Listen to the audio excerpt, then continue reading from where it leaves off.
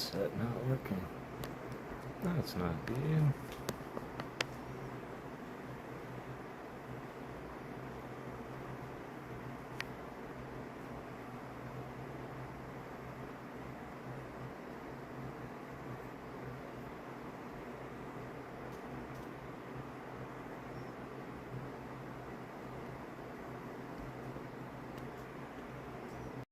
There we go.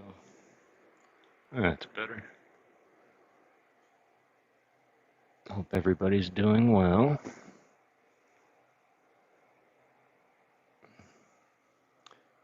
What's up, Matt Gooch? Hope you're doing well, my brother. I was just trying to make sure that my headset was working properly. I'm glad to see you too. Sorry it took me a minute to get here. I was held up at work, is what happened. So I appreciate everybody popping in. It totally didn't do what I needed it to do, so I'm gonna have to do a little. Oh yeah, Squirtle back there now. Yep, right back there. And we'll see him as I lean back. I'll be able to see him. I don't know why this is happening, but the description isn't what it needs to be. And I'm really frustrated at that.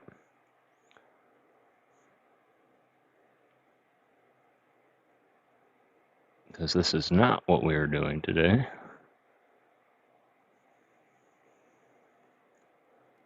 We are doing this today. And I appreciate everybody being here. I see 5 people jumped on in. Thank you so much for joining us today on Monday. Is my headset working? Everything coming through okay?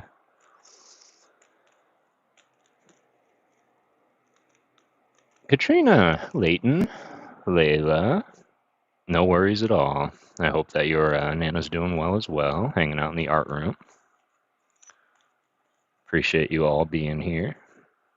I'm just making sure to get everything pulled up. I didn't schedule this one, and I'm kind of glad because I wasn't able to start at the time that I normally start just due to work. I had to put in a little bit of extra effort and time at the end there. And but yeah, I'm really excited to be here with all of y'all. I have some amazing news in the world that is my life, and so I'm looking forward to sharing all of that with you. And we're gonna get to solving our cube, wait for our friends to show up, and then we are gonna jump into a couple of Christmas stories actually, as is the theme, or holiday stories rather.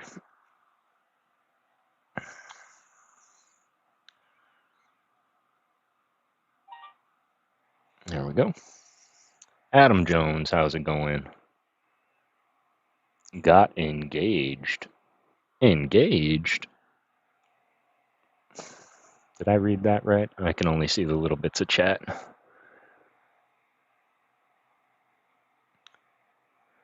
Lori! Wasn't expecting me tonight. Naz, how's it going? Squirtle's over here. Yep. Layton, good to see you. Doing well, Adam Jones. Hope you're doing well. I won the lottery. Oh, the news.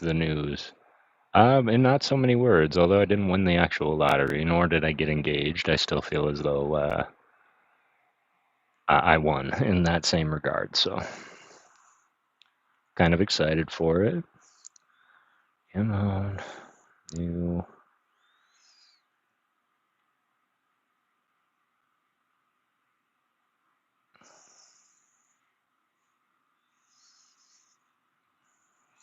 Come on, little computer, you can do it. Sorry, everything is moving super slow because I'm starting to like just getting everything moved over. I had to set up in like 10 minutes, so appreciate your patience as always. That's exactly what I needed to see. Is that there? Sweet. Yes. So, without getting into too much detail, even though the detail is certainly a wonderful story, I simply wanted to let everybody know. Uh-oh. Am I buffering? Or is that just my side? There we go. I want to let everybody know that I'm okay. Everything came through. I'm back in the green. We're ready to get back to doing what we do best, and I am just forever grateful and thankful for everybody that came through, donated, reached out to me on the side, talked to me for hours on end. Any help that you provided me within this time has definitely been appreciated and every bit as important at getting me to where I am as of today, which is I am completely out of the negative, and it has never felt better. Mrs. 5150, it's good to see you. Blessings, bro. What's up, Veggie Beast? It's good to see you, Edwin. Appreciate you popping in. So, yes, I am very elated to share that news with you that I am completely relieved and I am about as stress-free as I have felt in probably a good month, probably longer if I'm being honest. So, we can expect everything to get back to normal, as well as I do have plans and everything all packed up. So, I'm going to get all this mail sent out this week, and it'll most likely be Friday. I appreciate that, Veggie Beast. Mystic Star, how's it going? It's good to see you. I really hope I'm not lagging at all. I hope that's just me on my side. Let me know if I'm coming through clear, y'all. So, yes, I am completely relieved that I am out of that dark time and I can get back to normal.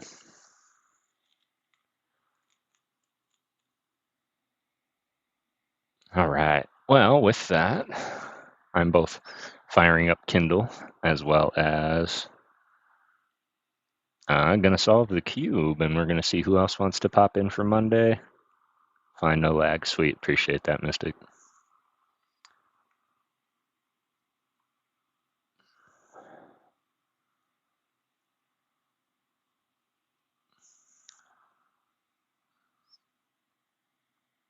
There we go. And these stories are designed as short stories, and you will never believe. Well, I guess you could read the description now and see exactly what who wrote the stories that we're about to read. And they are by somebody we've read a lot of here on this channel on Mondays, and that's L. Frank Baum. And L. Frank Baum is the one responsible for writing the Wizard of Oz series. And I was speaking with Raphilosophy last night, and I'm hoping that he pops in because I did a little bit of research because we got on the topic of authors in the public domain, and he brought up Shakespeare. Stafford, how's it going? ALB channel yesterday. I won it in Osaka. I did see that, Leighton. I did. I was talking with Rafa at the time, but I had it on in the background, and I even said Leighton just won the pack battle, and I am so proud of him. That was an absolute wonderful win, Leighton.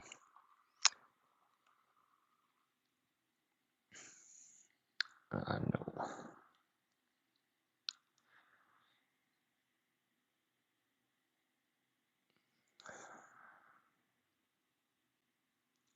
Got to get back to it, but we were talking about Shakespeare, and he was curious if Shakespeare or Homer has ever written a story in regards to Christmas. And I couldn't answer that off the top of my head. So I did a little bit of research and come to find out, although there are tales around the holidays and are listed as such, they haven't written specific holiday or Christmas stories themselves. But it did get me to thinking about all of the other authors that we read and if they produced Christmas stories. I might have to move Squirtle or lean back a little more, something. And so, yeah, we are going to jump into L. Frank Baum's couple of Christmas stories that he wrote. One is called The Kidnapped Santa Claus, and the other one is just called might be a Christmas story, something like that, or The Tales of Santa Claus. The Life and Adventures of Santa Claus is what we're going to read.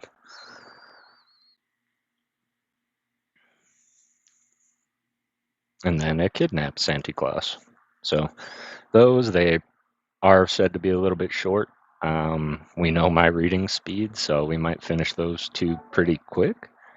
But I will say that if it is, it's most likely going to be a little bit shorter of a reading stream this week, just because I am exhausted. And after all that stress that I was under, just to feel the relief of everything being taken away from me has kind of left me a little bit drained, like I could probably pass out right now. But I wasn't going to miss the opportunity to sit and relax and read with my ghost fam because I need this just as much as y'all do, and I appreciate everybody being here for me and for it. Getting that all loaded up. I remembered to charge everything today also, so go me.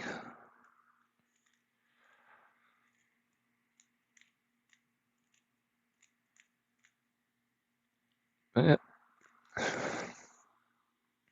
Seen the horror Santa movie or the action movie one? Yes, I have. In fact, there's a lot of those. I want to save that conversation for a different time, Stafford, just due to the audience.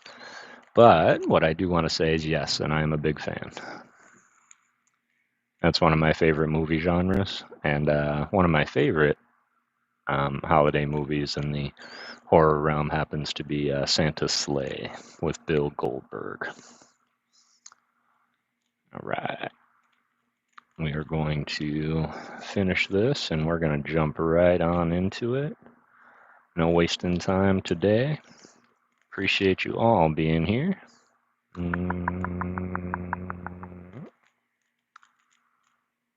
Just like that. Bop, bop, bop, bop, bop, bop, bop.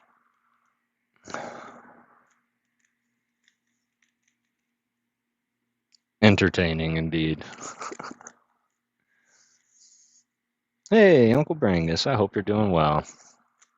I wanted to let everybody know and give my utmost gratitude and appreciation for everybody that reached out in my times of trouble. But as of today, I did have something come through, and it took me completely into the positive, thanks to every single one of you that contributed, as well as the a program that helped me out, and I'm able to get back to normal. I'm feeling much, much like myself, and I have not felt so relieved. So I wanted to thank everybody and let you all know that I am just fine. Everything is good as of now. And hopefully, and I say hopefully, that's the last time we're ever in that kind of a position again. So thank you, thank you, thank you.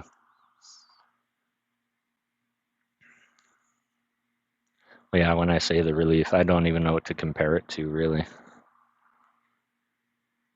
Rain possible. Okay, best of books, cool. But what's up with this?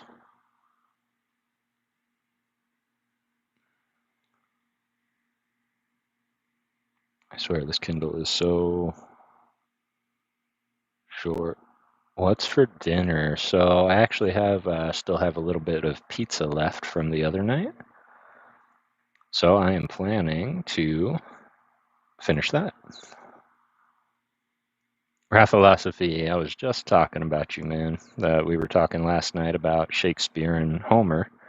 And upon my searches, I will say that no, sadly, Shakespeare or Homer haven't written any holiday stories, although they have referenced holiday times within their books.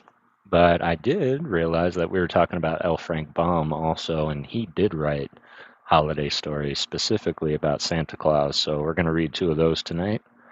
One is The Life and Adventures of Santa Claus, and the other one is called The Kidnapped Santa Claus. I did not read synopsis, but I heard that these are very inspirational, younger audience and holiday stories. So, but I did want to thank you completely, Rafa, for the conversation last night. And I don't know if you just heard the news coming in, but everything is as it should be. I'm completely out of the negative now, and those worries that I had are completely gone. And I thank you 100% for all your help and support, as well as just your consultation, because you were there. So appreciate you, Rafa. Huge shout out to you. And without further ado, everybody, with the cube solved, we are going to sip on my coffee before it becomes iced coffee and get into the life and adventures of Santa Claus. by L. Frank Baum. Bacon hog soup. Homemade pumpkin and bacon hog soup. That sounds amazing. That sounds amazing. Ooh, book one. Youth. Burzee. Have you heard of the great forest of Burzee? Nurse used to sing of it when I was a child. She sang of the big tree trunks standing close together, with their roots intertwining below the earth and their branches intertwining above it. Of their rough coating of bark and queer gnarled limbs, of the bushy foliage and that roofed the entire forest, save where the sunbeams found a path through which to touch the ground in little spots and to cast weird and curious shadows all over the mosses and lichens and the drifts of dried leaves. The forest of Burzee is mighty and grand and awesome to those who steal beneath its shade. Coming from the sunlit meadows into its mazes, it seems at first gloomy, then pleasant, and afterward filled with never-ending delights. For hundreds of years it has flourished in all its magnificence, the silence of its enclosure unbroken save by the chirp of busy chipmunks, the growl of wild beasts, and the songs of birds. Yet Burzee has its inhabitants for all this. Nature peopled it in the beginning with fairies, nooks, ryls, and nymphs. As long as the forest stands, it will be a home, a refuge, and a playground to these sweet immortals who revel undisturbed in its depths. Civilization has never yet reached Burzee. Will it ever, I wonder? The Child of the Forest. Once, so long ago our great-grandfathers could scarcely have heard it mentioned, there lived within the great forest of Burzee a wood-nymph named Necile. She was closely related to the mighty Queen Zurline, and her home was beneath the shade of wide-spreading oak. Once every year, on budding day, when the trees put forth their new buds, Necile held the golden chalice of Ak to the lips of the queen, who drank therefrom in the prosperity of the forest. So you see, she was a nymph of some importance, and moreover, it is said that she is highly regarded because of her beauty and grace. When she was created, she could not have told. Queen Zurline could not have told. The great Ak himself could not have told. It was long ago when the world was new and nymphs were needed to guard the forest and to minister the wants of the young trees. Then, on some day not remembered, Necile sprang into being, radiant, lovely, straight and slim as the sapling she was created to guard. Her hair was the color that lines the chestnut burr. Her eyes were blue in the sunlight and purple in the shade. Her cheeks bloomed with the faint pink that edges the clouds at sunset. Her lips were full red, pouting and sweet. For costume she adopted oak leaf green, all the wood nymphs dressed in that color, and no one other so desirable. Her dainty feet were sandal-clad, while her head remained bare of covering other than her silken tresses. Necile's duties were few and simple. She kept hurtful weeds from growing beneath her trees and saplings the earth food required by her charges. She frightened away the gadgols, who took evil delight in flying against the tree trunks and wounding them so that they dropped and died from the poisonous contact. In dry season, she carried water from the brooks and pools and moistened the roots of her thirsty dependents. That was the beginning. The weeds had now learned to avoid the forest where wood nymphs dwelt, and loathsome gadgols no longer dared come nigh. The trees had become old and sturdy and could bear the drop better than the fresh sprouted, so Necile's duties were lessened, and time grew laggard, while succeeding years became more tiresome and uneventful than the nymph's joyous spirit loved. Truly, the forest dwellers did not lack amusement, for each full moon they danced in the royal circle of the queen. There were also the feast of nuts and jubilee of autumn tintings. the solemn ceremony of leaf sheddings, and the revelry of budding day. But these periods of enjoyment were far apart, and left many weary hours between. That a wood nymph should grow discontented was not thought of by Necile's sisters. It came upon her only after many years of brooding. But once she had settled in her mind that life was irksome, she had no patience with her condition, and longed to do something of real interest, and to pass her days in ways hitherto undreamed of by forest nymphs. The law of the forest alone restrained her from going forth in search of adventure. While this mood lay heavy upon pretty Necile, it chanced that the great Ak visited the forest of Burzee and allowed the wood nymphs, as was their wont, to lie at his feet and listen to the words of wisdom that fell from his lips. Ak is the master woodsman of the world. He sees everything and knows more than the sons of man. That night he held the queen's hand, for he loved the nymphs as a father loves his children, and Necile lay at his feet with many of her sisters, and earnestly hearkened as he spoke.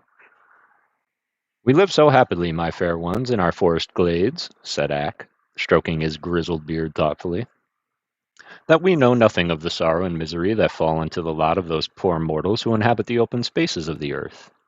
They are not of our race, it is true, yet compassion will befit beings so fairly favored as ourselves.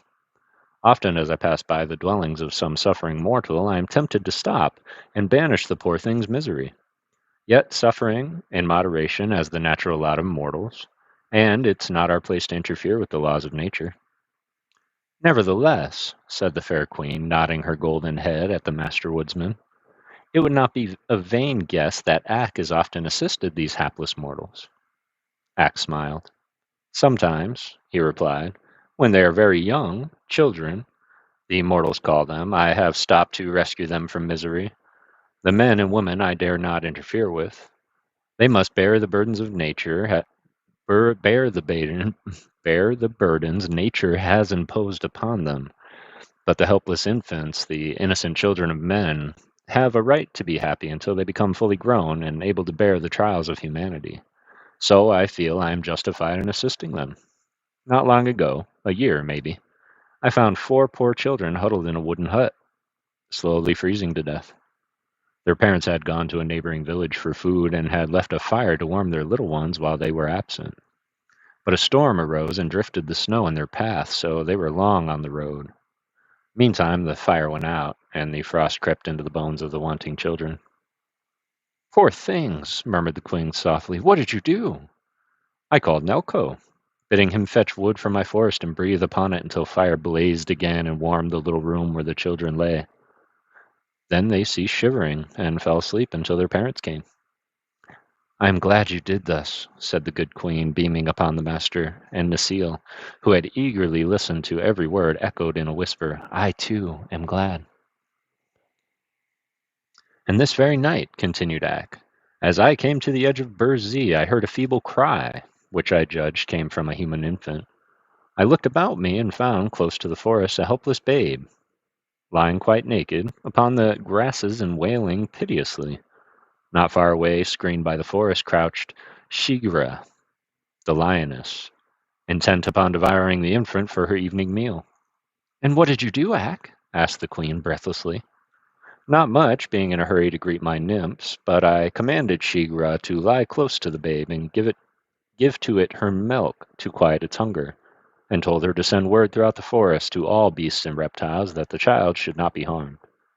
"I am glad you did thus," said the good queen again, in a tone of relief, but this time Necile did not echo her words, for the nymph, filled with the strange resolve, had suddenly stolen away from the group. Swiftly her lithe form darted through the forest paths until she reached the edge of the mighty Burzee, when she paused to gaze curiously about her. Never until now had she ventured so far, for the laws of the forest had placed the nymphs in its inmost depths. Necile knew she was breaking the law, but the thought did not give pause to her dainty feet. She had decided to see with her own eyes this infant Ak had told her of, for she had never yet beheld a child of man. All the immortals are fully grown, There are no children among them. Peering through the trees, Necile saw the child laying in the grass. But now it was sweetly sleeping, having been comforted by the milk drawn from Shigra. It was not old enough to know what peril means. If it did not feel hunger, it was content. Softly the nymph stole to the side of the babe and knelt upon the sward, her long robe her long robe of rose leaf colored spreading about her like a gossamer cloud. Her lovely countenance expressed curiosity and surprise, but most of all a tender womanly pity. The babe was newborn, chubby and pink. It was entirely helpless. While the nymph gazed at the infant opened its eyes, smiled upon her, and stretched out two dimpled arms. In another instant, Necile had caught it to her breast and was hurrying with it through the forest paths. Whew. Learning things my Nana taught and her Nana, keep it going the next generation in the future. I love that. A real chance to meet great Nana, but tried all the foods. I love it. Yes, grandparents are certainly special. JB, how's it going, man? It's good to see you. Sounds real good, right? Hey, One Thug, I appreciate you. Hey, Mama. How's it going, Mama Ghost? Hope you're doing well. We're reading The Life and Adventures of Santa Claus for the holidays by Frank L. Baum, or L. Frank Baum, excuse me. Got 10 of my ghosties in here. 13 likes. Let's go. Y'all are incredible.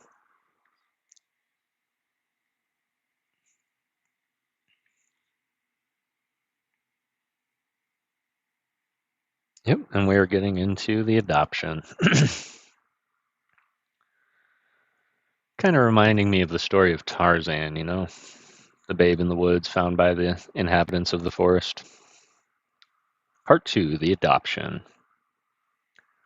The master woodsman suddenly rose with knitted brows. There is a strange presence in the forest, he declared. Then the queen and her nymphs turned and saw standing before them Necile, with the sleeping infant clasped tightly in her arms and a defiant look in her deep blue eyes. And thus for a moment they remained, the nymphs filled with surprise and consternation, but the brow of the master woodsman gradually clearing as he gazed intently upon the beautiful immortal who had wilfully broken the law. Then the great Ak, to the wonder of all, laid his hand softly on Necile's flowing locks and kissed her on her fair forehead. For the first time within my knowledge, said he gently, a nymph has defied me and my laws, yet in my heart can I find no word of chiding. What is your desire, Necile? Let me keep the child, she answered, beginning to tremble and falling to her knees in supplication. Here in the forest of Burzee, where the human race has never yet penetrated? Questioned Ak. Here in the forest of Burzee, replied the nymph boldly. It is my home, and I am weary for lack of occupation. Let me care for this babe. See how weak and helpless it is? Surely it cannot harm Burzee, nor the master woodsman of the world. But the law, child, the law, cried Ak sternly. The law was made by the master woodsman, returned Necile. If he bids me care for the babe he himself has saved from death, who in all the world dare oppose me? Queen Zerline, who had listened intently to this conversation, clapped her pretty hands gleefully at the nymph's answer. You are fairly trapped, O Ak, she exclaimed, laughing. Now, I pray you, give heed to Necile's petition. The woodsman, as was his habit when he thought, stroked his grizzled beard slowly. Then he said, She shall keep the babe, and I will give it my protection. But I warn you all that as this is the first time I have relaxed the law, so shall it be the last time. Nevermore, to the end of the world, shall a mortal be adopted by an immortal. Otherwise, would we abandon our happy existence for one of troubles and anxiety?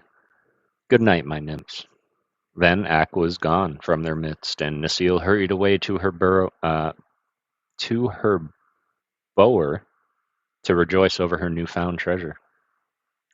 Aw, aw. So sweet.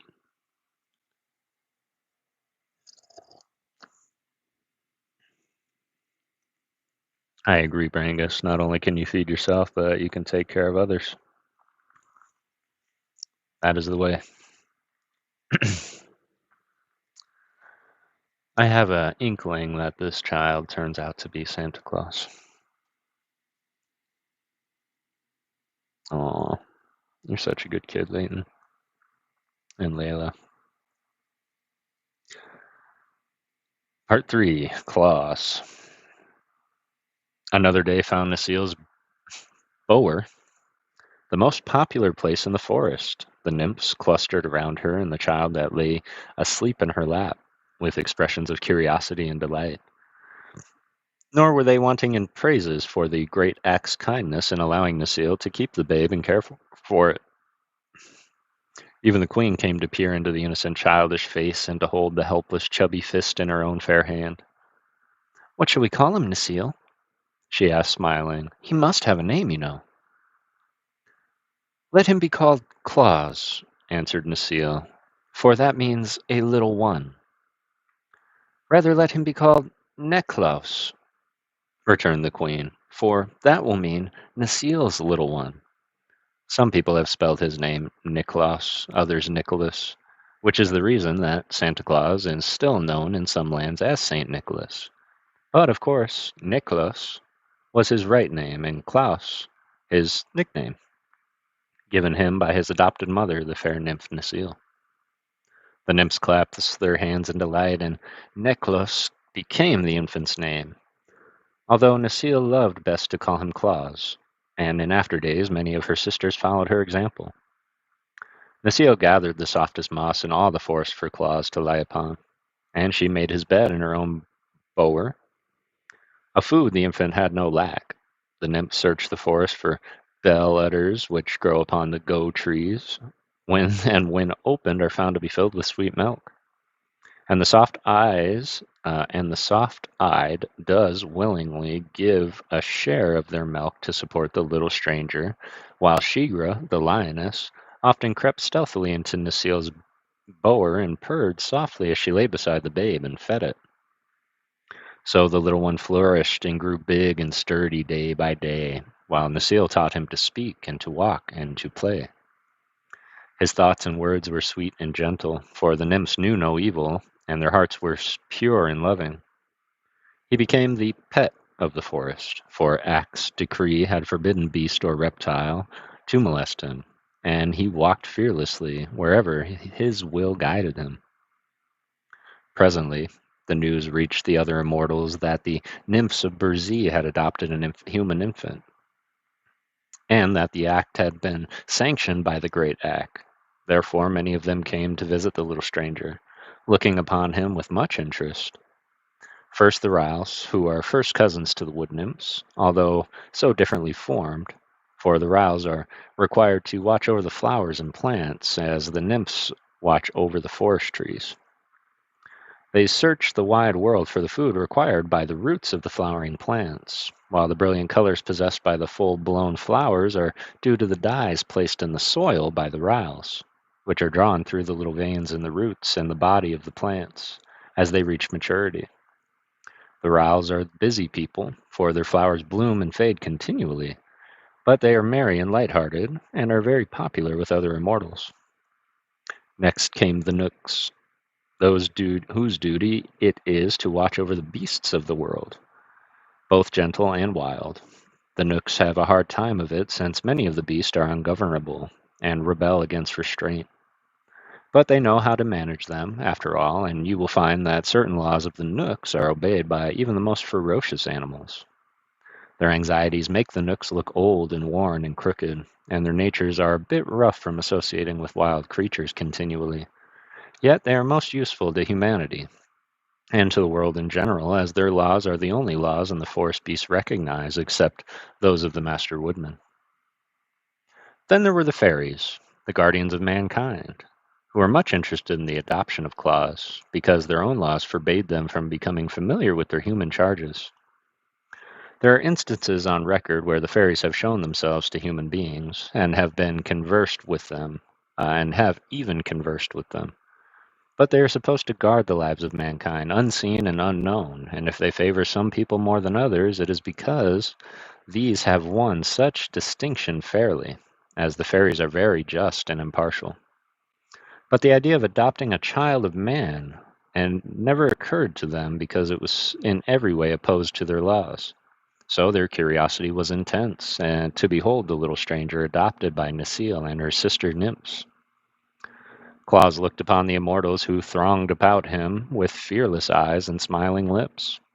He rode laughingly upon the shoulders of the merry Ryls, and mischievously pulled the gray beards of the low-browed Knooks. He rested his curly head confidently upon the dainty bosom of the fairy queen herself.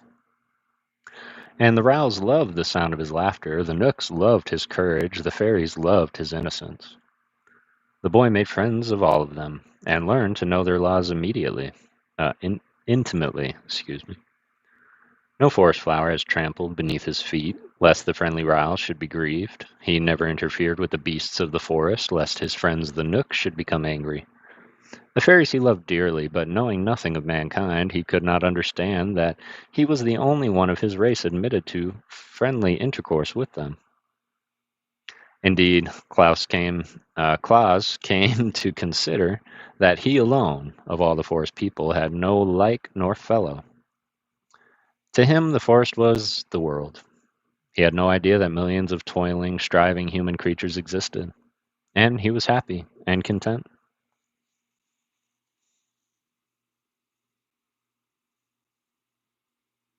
Homemade soup.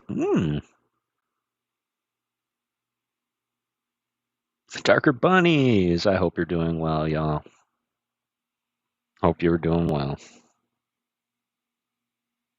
Mentioned making dinner. My dinner was 5 hours ago. Oh, time for a midnight snack. I don't know about y'all, but I am digging this story right now. This is a really good story. The Master Woodsman. Years pass swiftly in Burzee, for the nymphs have no need to regard time in any way. Even centuries make no change in the dainty creatures. Ever and ever they remain the same, immortal and unchanging. Claus, however, being mortal, grew to manhood day by day. Necile was disturbed presently to find him too big to lie in her lap, and he had a desire for other food than milk. His stout legs carried him far into Burzee's heart, where he gathered supplies of nuts and berries, as well as several sweet and wholesome roots, which suited his stomach better than the bull udders. He sought Necile's bower less frequently, till finally it became his custom to return thither only to sleep. The nymph, who had come to love him dearly, was puzzled to comprehend the changed nature of her charge, and unconsciously altered her own mode of life to conform to his whims. She followed him readily through the forest paths, as did many of her sister nymphs, explaining as they walked all the mysteries of the gigantic wood and the habits and nature of the living things that dwelled beneath the shade. The language of the beasts came clear to little Claus, but he never could understand their sulky and morose tempers. Only the squirrels, the mice, and the rabbits seemed to possess cheerful and merry natures. Yet would the boy laugh when the panther growled, and stroke the bear's glossy coat while the creature snarled and bared its teeth menacingly? The growls and snarls were not for Claus, he well knew, so what did they matter? He could sing the songs of the bees, recite the poetry of the wood flowers, and relate the history of every blinking owl in Burzee. He helped the Ryls to feed their plants and the Knooks to keep order among the animals. The little immortals regarded him as a privileged person, being especially protected by Queen Zerline and her nymphs, and favored by the great Ak himself. One day the Master Woodman came back to the forest of Burzee. He had visited in turn all his forests throughout the world, and they were many and broad. Not until he entered the glade where the queen and her nymphs were assembled to greet him did Ak remember the child he had permitted Necile to adopt. Then he found, sitting familiarly in a circle of lovely immortals, a broad-shouldered, stalwart youth who, when erect, stood fully as high as the shoulder of the master himself. Ak paused, silent and frowning, to bend his piercing gaze upon Claus. The clear eyes met with his own steadfastly, and the woodsman gave a sigh of relief as he marked their placid depths and read the youth's brave and innocent heart. Nevertheless, as Ak sat beside the fair queen and the golden chalice, filled with rare nectar, passed from lip to lip, the master woodsman was strangely silent and reserved, and stroked his beard many times with a thoughtful motion. With mourning he called Klaus aside in kindly fashion, saying, "Bid good-bye for a time to Necile and her sisters, for you shall accompany me on my journey through the world." The venture pleased Klaus, who knew well the honor of being companion of the master woodsman of the world. But Necile wept for the first time in her life, and clung to the boy's neck as if she could not bear to let him go. The nymph who had mothered his sturdy youth, and was still as dainty and charming and beautiful as when she had dared to face Ak with the babe clasped to her breast. Nor was her love less great. Ak beheld the two clinging together, seemingly as brother and sister to one another, and again he wore his thoughtful look.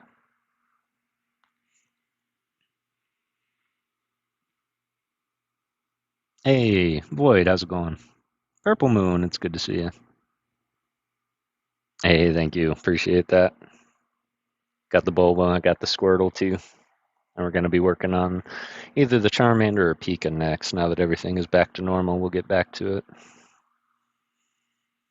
It's really, really good to see y'all. Hey, Sean Bowden, Ancient Mew.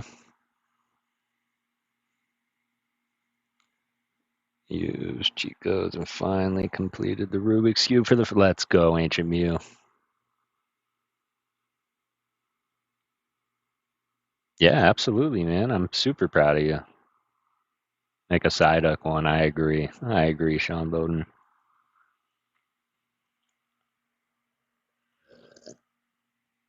All right. Claus going out into the world.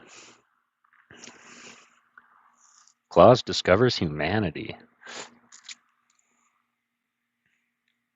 Taking Claus to a small clearing in the forest, the master said, "Place your hand upon my girdle and hold fast while we journey through the air. For now shall we encircle the world and look upon many of the haunts of those men of whom you are descended." These words caused Claus to marvel, for until now he had thought himself the only one of his kind upon the earth. Yet in silence he grasped firmly the girdle of the great Ak, his astonishment forbidding speech. Then the vast forest of Burzee seemed to fall away from their feet, and the youth found himself passing swiftly through the air at great height. Ere long there were spires beneath them, while buildings of many shapes and colors met their downward view. It was a city of men, and Ak, pausing to descend, led Claus to its enclosure. Said the master, "So long as you hold fast to my girdle, you will remain unseen by all mankind, though seeing clearly yourself. To release your grasp will be to separate yourself forever from me and your home in Burzee." One of the first laws of the forest is obedience, and Claus had no thought of disobeying the master's wish. He clung fast to the girdle and remained invisible. Thereafter, with each moment passed in the city, the youth's wonder grew. He, who had supposed himself created differently from all others, now found the earth swarming with creatures of his own kind. "Indeed," said Ak, "the immortals are few, but the mortals are many." Claus looked earnestly upon his fellows. There were sad faces, gay and reckless faces, pleasant faces, anxious faces, and kindly faces, all mingled in puzzling disorder. Some worked at tedious tasks, some strutted in impudent conceit, some were thoughtful and grave, while others seemed happy and content. Men of many natures were there, as everywhere, and Claus found much to please him and much to make him sad. But especially he noted the children, first curiously, then eagerly, then lovingly. Ragged little ones rolled in the dust of the street, played with scraps and pebbles. Other children, gaily dressed, were propped upon cushions and fed with sugar plums. Yet the children of the rich were not happier than those playing in the dust and pebbles, it seemed to Claus. "Childhood is the time of man's greatest content," said Ak, following the youth's thoughts. 'Tis during these years of innocent pleasure that the little ones are most free from care. Tell me, said Claus, why do not all these babies fare alike? Because they are born in both cottage and palace, returned the master. The difference in the wealth of the parents determines the lot of the child. Some are carefully tended and clothed in silks and dainty linen, others are neglected and covered with rags. Yet all seem equally fair and sweet, said Claus thoughtfully. While they are babes, yes, agreed Ak. Their joy is in being alive, and they do not stop to think. In after years, the doom of mankind overtakes them, and they find they must struggle and worry, work and fret, to gain the wealth that is so dear to the hearts of men. Such things are unknown in the forest where you were reared. Claus was silent a moment. Then he asked, "Why was I reared in the forest among those who are not of my race?" Then Ak, in a gentle voice, told him the story of his babyhood, how he had been abandoned in the forest's edge and left a prey to the wild beasts, and how the loving nymph Necile had rescued him and brought him to manhood under the protection of the immortals. Yet I am not one of them, said Klaus musingly. You are not of them, returned Woodsman. The nymph who cared for you as a mother seems now like a sister to you. By and by, when you grow old and gray, she will seem like a daughter. Yet another brief span, and you will be but a memory, while she remains Necile. Then why, if man must perish, is he born? Demanded the boy. Everything perishes except the world itself and its keepers, answered Ak. But while life lasts, everything on earth has its use. The wise seek ways to be helpful to the world, for the helpful ones are sure to live again. Much of this Klaus failed to understand fully, but a longing seized him to become helpful to his fellows, and he remained grave and thoughtful while they resumed their journey. They visited many dwellings of men in many parts of the world, watching farmers toil in the fields, warriors dash into cruel fray, and merchants exchange their goods for bits of white and yellow metal.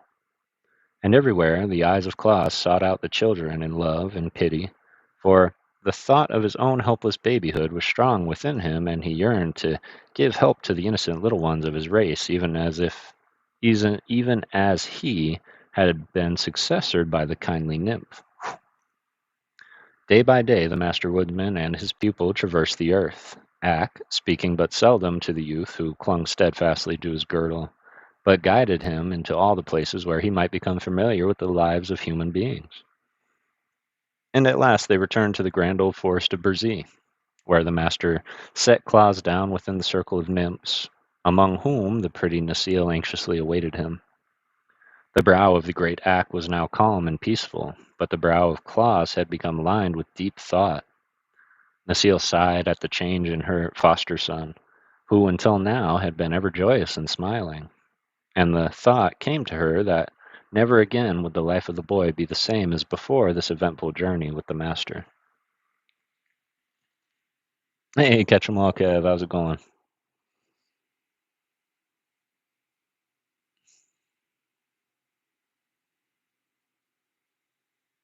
Kev on the way to 400. Let's go, Kev.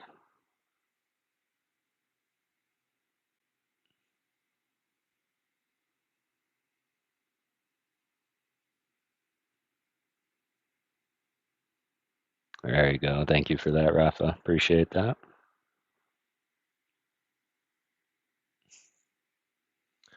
I hope your last stream was good. I was helping another stream and couldn't make it to that one. That's quite all right, man. It was good. It was pretty long and full of art, but yeah, it was really good.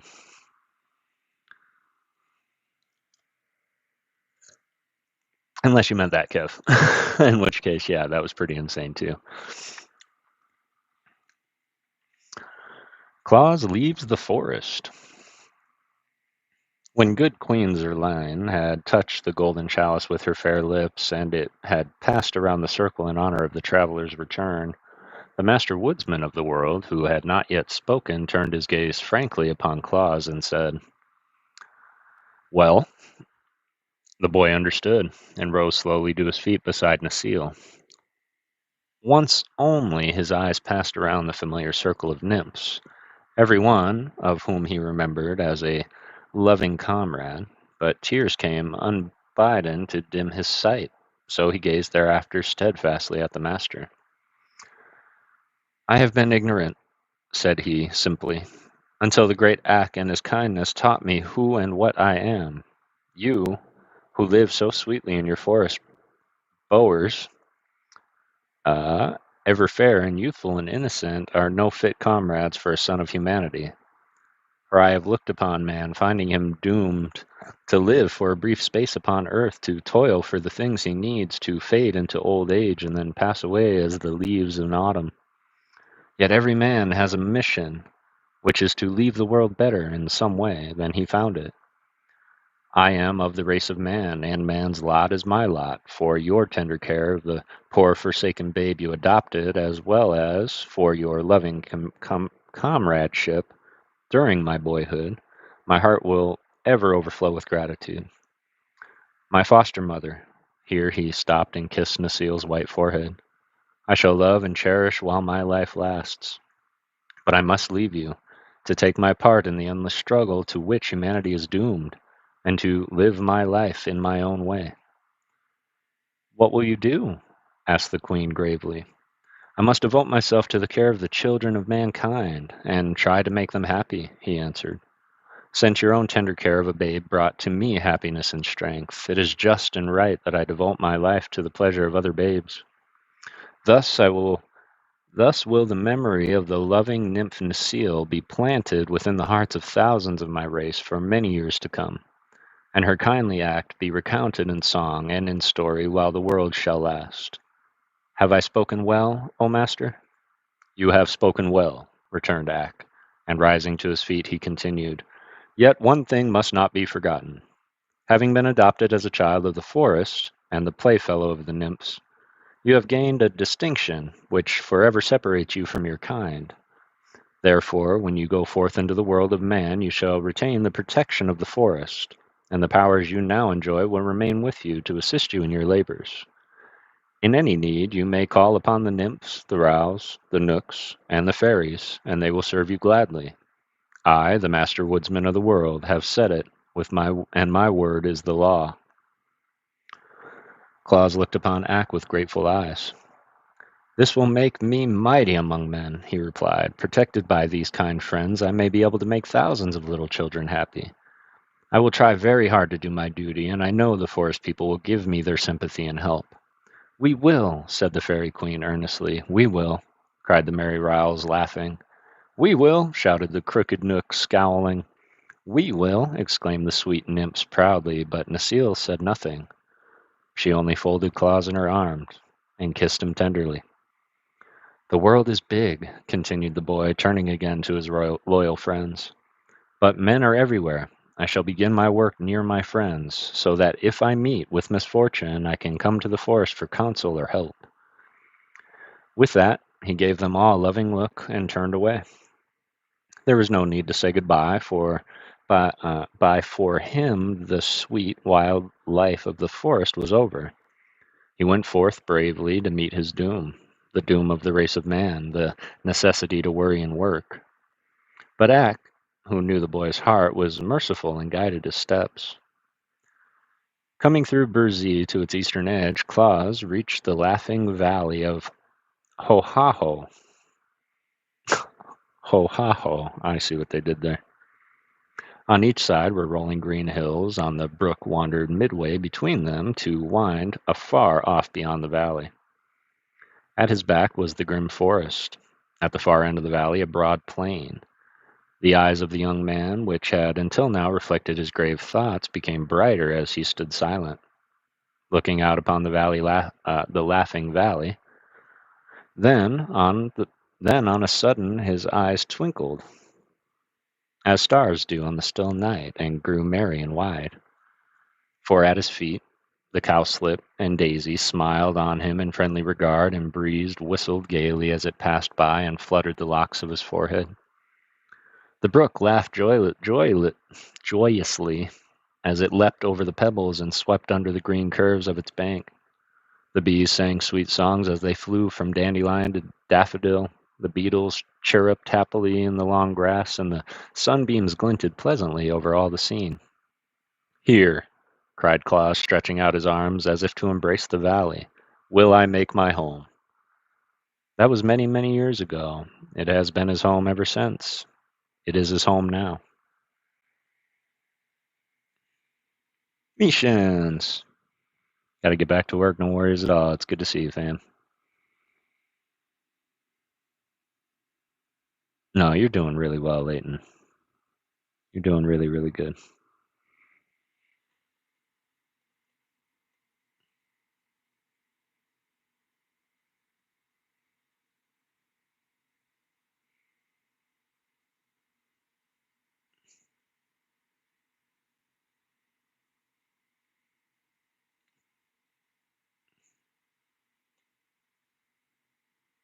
Beautiful, beautiful. Appreciate you all being here. Yeah, have a great shift, Misha. We are about 1 hour in. We're about to start book 2. First was youth, next is manhood. Oh, yeah. Yeah, Leighton is absolutely welcome. The Laughing Valley. You know what? I'm going to fill my coffee before we keep going. Ooh. But let me know. What do you guys think of the story thus far? It's definitely a unique take, and I'm liking it.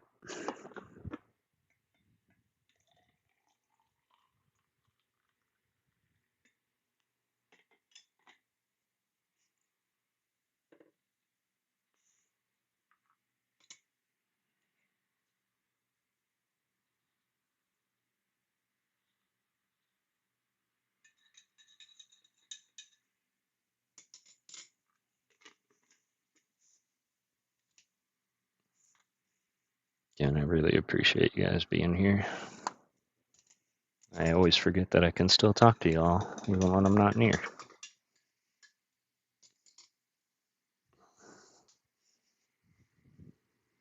Ooh.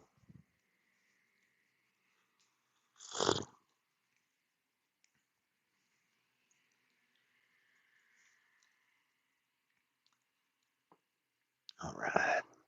Oh, I'm liking the story too.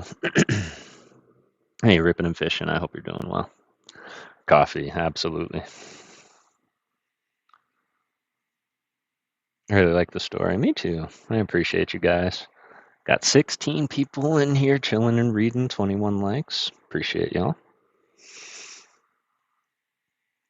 The Laughing Valley. When Claus came, the valley was empty save for the grass, the brook, the wildflowers, the bees, and the butterflies. If he would make his home here and live under the fashion of men, he must have a house. This puzzled him at first, but while he stood smiling in the sunshine and suddenly found beside him old Nelko, the servant of the master woodman. Nelko bore an axe, strong and broad, with blade that gleamed like burnished silver. This he placed in the young man's hand, then disappeared without a word. Claus understood, and turning to the forest edge, he selected a number of fallen tree trunks, which he began to clear of their dead branches. He would not cut into a living tree. His life among the nymphs who had guarded the forest and taught him that a live tree is sacred. A live tree is sacred, being a created thing endowed with feeling. But with the dead and fallen trees, it was different. They had fulfilled their destiny as active members of the forest community, and now it was fitting that their remains should minister to the needs of man. The axe bit deep into the logs at every stroke. It seemed to have a force of its own, and Claus had but to swing to guide it. When shadows began creeping over the green hills to lie in the valley overnight, the young man had chopped many logs into equal lengths and proper shapes for building a house, such as he had seen in the poorer classes of men inhabit. Then, resolving to await another day before he tried to fit the logs together, Claus ate some of the sweet roots he knew well how to find, drank deeply from the laughing brook, and lay down to sleep on the grass, first seeking a spot where no flowers grew lest the weight of his body should crush them. And while he slumbered and breathed in the perfume of the wondrous valley, and spirit of happiness crept into his heart and drove out all terror and care and misgivings. Nevermore would the face of Claus be clouded with anxieties. Nevermore would the trials of life weigh him down as with a burden. The Laughing Valley had calmed him for its own. Had claimed him for its own. Would that we all might live in that delightful place. But then, maybe, it would become overcrowded. For ages it had awaited a tenant. Was it chance that led young Claus to make his home in this happy val? Or may we guess that his thoughtful friends, the immortals, had directed his steps when he wandered away from Burzee to seek a home in the great world? Certain it is that while the moon peered over the hilltop and flooded with its soft beams the body of the sleeping stranger, the Laughing Valley was filled with the queer, crooked shapes of the friendly Knooks. These people spoke no words, but worked with skill and swiftness. The logs Claus had trimmed with his bright axe were carried to the spot beside the brook and fitted upon one another, and during the night a strong and roomy dwelling was built.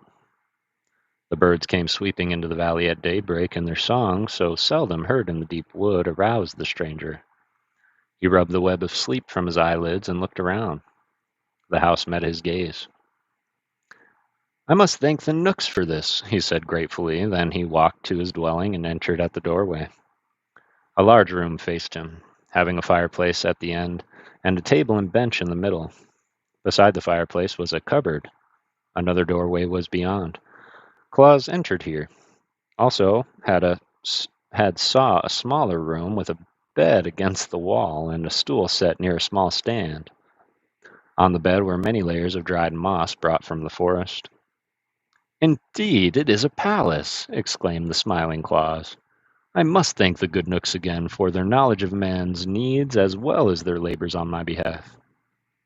He left his new home with a glad feeling that he was not quite alone in the world. Although he had chosen to abandon his forest life, friendships are not easily broken, and the immortals are everywhere. Upon reaching the brook, he drank of the pure water and then sat down on the bank to laugh at the mischievous gambols of the ripples as they pushed one another against the rocks or crowded desperately to see which one would first reach the turn beyond. And as they raced away, he listened to the songs they sang. "Rushing, pushing, on we go, not a wave may gentle flow. All are too excited, every drop delighted, turns to spray in merry play as we tumble on our way." Next, Claus searched for roots to eat, while the daffodils turned their little eyes up at him laughingly and lisped their dainty song. "Blooming fairly, growing rarely, never flowerets we're so gay, perfume breathing, joy bequeathing, as our colors we display." It made Claus laugh to hear the little things voice in their happiness as they nodded gracefully in their streams. But another strain caught his ear as the sunbeams fell gently across his face and whispered, "Here is gladness that our rays warm the valley through the days. Here is happiness to give comfort unto all those who live." "Yes," cried Claus in answer, "there is happiness and joy in all things here. The Laughing Valley is the valley of peace and goodwill." He passed the day talking with the ants and the beetles and exchanging jokes with the light-hearted butterflies. And as he lay in his bed of soft moss and slept soundly. Then came the fairies, merry but merry but noiseless, bringing skillets and pots and dishes and pans and all the tools necessary to prepare food and to comfort a mortal. With these they filled cupboard and fireplace, finally placing a stout suit of wool clothing on the stool by the bedside. When Claus awoke, he rubbed his eyes again and laughed, and spoke aloud his thanks to the fairies and the master woodman who had sent them. With eager joys he examined all his new possessions, wondering what some might be used for. But in the days when he had clung to the girdle of the great Ack and visited the cities of men, his eyes had been quick to note all the manners and customs of the race to which he belonged. So he guessed from the gifts brought by the fairies that the master expected him hereafter to live in the fashion of his fellow creatures. Which means that I must plow the earth and plant corn, he reflected, so that when winter comes I shall have gathered food aplenty. But as he stood on the grassy valley, he saw that to turn up the earth in furrows would be to destroy hundreds of pretty, helpless flowers, as well as thousands of the tender blades of grass, and this he could not bear to do. Therefore he stretched out his arms and uttered a peculiar whistle he had learned in the forest, afterward crying, "Riles of the field flowers, come to me." Instantly a dozen of the queer little riles were squatting upon the ground before him, and they nodded to him in cheerful greeting. Claus gazed upon them earnestly. "You are brothers of the forest," he said. "I have known and loved many years. I shall love you also when we have become friends. To me the laws of the riles, whether those of the forest or of the field, are sacred. I have never wilfully destroyed one of the flowers you tend so carefully. But I must plant grain to use for food during the cold winter, and how am I to do this without killing the little creatures that sing to me so prettily of their fragrant blossoms?" The yellow riles, he who tends the buttercups, made answer, "Fret not, friend Claus, the great Ak has spoken to us of you. There is better work for you in life than to labor for food, and though, not being of the forest, Ak had no command over us, nevertheless are we glad to favor ones he loved. Live, therefore, to do the good work you are resolved to undertake. We, the field riles, will attend to your food supplies." After this speech, the riles were no longer seen, and Claus drove from his mind the thought of tilling the earth. When next he wandered back to his dwelling, a bowl of fresh milk stood upon the table. Bread was in the cupboard, and sweet honey filled the dish beside it. A pretty basket of rosy apples and newly plucked grapes was also awaiting him. He called out, "Thanks, my friends," to the invisible riles, and straightway began to eat of the food. Thereafter, when hungry, he had but to look in the cupboards to find goodly supplies brought by the kindly riles, and the nooks cut and stacked much wood for his fireplace, and the fairies brought him warm blankets and clothing. So began his life in the Laughing Valley, with the favor of friendship of the immortals to minister to his every want.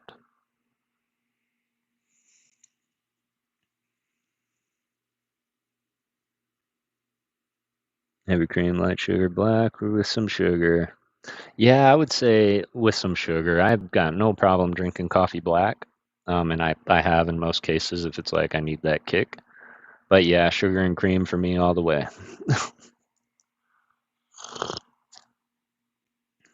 I would say the other way. I'm a light cream, heavy sugar, even though this is clearly the opposite. Kev asking if Raph is still here. Ooh, how Claus made the first toy. Ah, truly, our Claus had wisdom for his good fortune, but strengthened his resolve to befriend the little ones of his own race. He knew his plan was approved by the immortals, else they would not have favored him so greatly. So he began at once to make acquaintance with mankind. He walked through the valley to the plain beyond, and crossed the plain in many directions to reach the abodes of man. These stood singly or in groups of dwellings called villages, and in nearly all the houses, whether big or little, Claus found children. The youngsters soon came to know his merry laughing face and the kind glance of his bright eyes, and the parents, while they regarded the young man with some scorn for loving children more than their elders, were content that the girls and boys had found a playfellow who seemed willing to amuse them. So the children romped and played games with Claus, and the boys rode upon his shoulders, and the girls nestled in his strong arms, and the babies clung fondly to his knees. Whether the young men chanced to be, the sound of childish laughter followed him. And to understand this better, you must know that children were much neglected in those days and received little attention from their parents, so that it became to them a marvel that so goodly a man as Claus devoted his time to making them happy. And those who knew him were, you may be sure, very happy indeed. The sad faces of the poor and abused grew bright for once. The crippled smiled despite his misfortune. The ailing ones hushed their moans, and the grieved ones their cries when their merry friend came nigh to comfort them. Only at the beautiful place, only at the beautiful palace of the Lord of Lurd, and at the frowning castle of the Baron Braun was Claus refused admittance. There were children at both places, but the servants at the palace shut the door in the young stranger's face, and the fierce Baron threatened to hang him from the iron hook on the castle walls. Whereupon Claus sighed and went back to the poorer dwellings where he was welcome. After a time, the winter drew near. The flowers lived out their lives and faded and disappeared. The beetles burrowed far into the warm earth, the butterflies deserted the meadows, and the voice of the brook grew hoarse, as if it had taken cold. One day, snowflakes filled all the air in the Laughing Valley, dancing boisterously toward the earth and clothing in pure white raiment of the roof of Claus's dwelling. At night, Jack Frost rapped at the door. "Come in," cried Claus. "Come out," answered Jack, "for you have fire inside." So Claus came out. He had known Jack Frost in the forest, and liked the jolly rogue even while he mistrusted him. "There will be a rare sport for me tonight, Claus," shouted the sprite. "Isn't this glorious weather? I shall nip scores of noses and ears and toes before daybreak." "If you love me, Jack, spare the children," begged Claus. "And why?" asked the other, in surprise. "They are tender and helpless," answered Claus. "But I love to nip the tender ones," declared Jack. "The older ones are tough and tire my fingers." "The young ones are weak and cannot fight you," said Claus. "True," agreed Jack thoughtfully. "Well, I will not pinch a child this night, if I can resist the temptation," he promised. "Good night, Claus." "Good night." The young man went in and closed the door, and Jack Frost ran on into the nearest village. Claus threw a log on the fire, which burned up brightly. Beside the hearth sat Blinky, a big cat gave him by Peter the Knook. Her fur was soft and glossy, and she purred never-ending songs of contentment. "I shall not see children again soon," said Claus to the cat, who kindly paused in her song to listen. "The winter is upon us, the snow will be deep for many days, and I shall be unable to play with my little friends." The cat raised a paw and stroked her nose thoughtfully, but made no reply. So long as the fire burned and Claus sat in his easy chair by the hearth, she did not mind the weather. So passed many days and many long evenings. The cupboard was always full because Claus became weary, and having nothing more to do than feed the fire from the big wood pile the Knooks had brought him. One evening he picked up a stick of wood and began to cut it with a sharp knife. He had no thought at first except to occupy his time, and he whistled and sang to his cat as he carved away portions of the stick. Puss sat up on her haunches and watched him, listening at the same time to her master's merry whistle, which she loved to hear even more than her own purring songs. Claus glanced at Puss and then at the stick as he was whittling, until presently the wood began to have a shape, and the shape was like that of the head of a cat, with two ears sticking upward. Claus stopped whistling to laugh, and then both he and the cat looked at the wooden image in some surprise. Then he carved out the eyes and the nose, and rounded the lower part of the head so it rested upon a neck. Puss hardly knew what to make of it now, and sat up stiffly, as if watching it with some suspicion what would come next. Claus knew. The head gave him an idea. He plied his knife carefully and with skill, forming slowly the body of the cat, which he made to sit upon its haunches as the real cat did, with her tail wound around her two front legs. The work cost him much time, but the evening was long and he had nothing better to do. Finally he gave a loud and delighted laugh at the result of his labor and placed the wooden cat, now completed, upon the hearth opposite the real one. Puss thereupon glared at her image, raised her hair in anger, and uttered a defiant mew. The wooden cat paid no attention, and Claus, much amused, laughed again. Then Blinky advanced towards the wooden image to eye it closely and smell of it intelligently. Eyes and nose told her the creature was wood, in spite of its natural appearance, so Puss resumed her seat and her purring. But as she neatly washed her face with her padded paws, she cast more than one admiring glance at her clever master. Perhaps she felt the same satisfaction we feel when we look upon a good photographs of ourselves. The cat's master was himself pleased with his handiwork, without knowing exactly why. Indeed, he had great cause to congratulate himself that night, and all the children throughout the world should have joined him rejoicing, for Claus had made his first toy.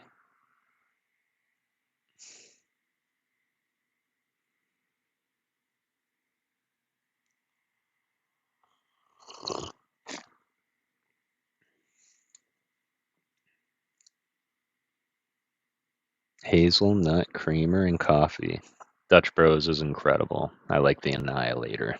That's my drink of choice. How the Riles colored the toys.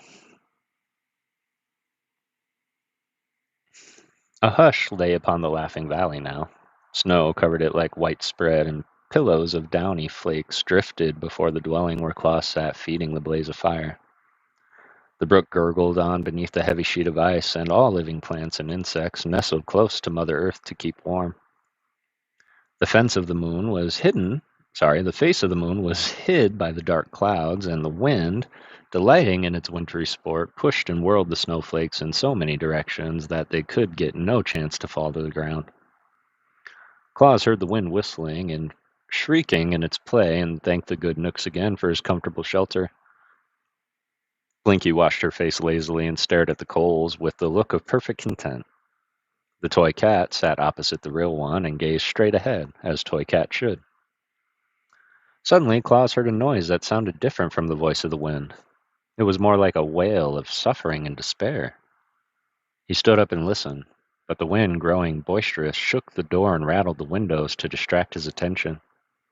He waited until the wind was tired, and then, still listening, he heard once more a shrill cry of distress.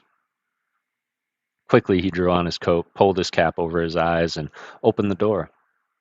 The wind dashed in and scattered the embers over the hearth, at the same time blowing Blinky's fur so furiously that she crept under the table to escape.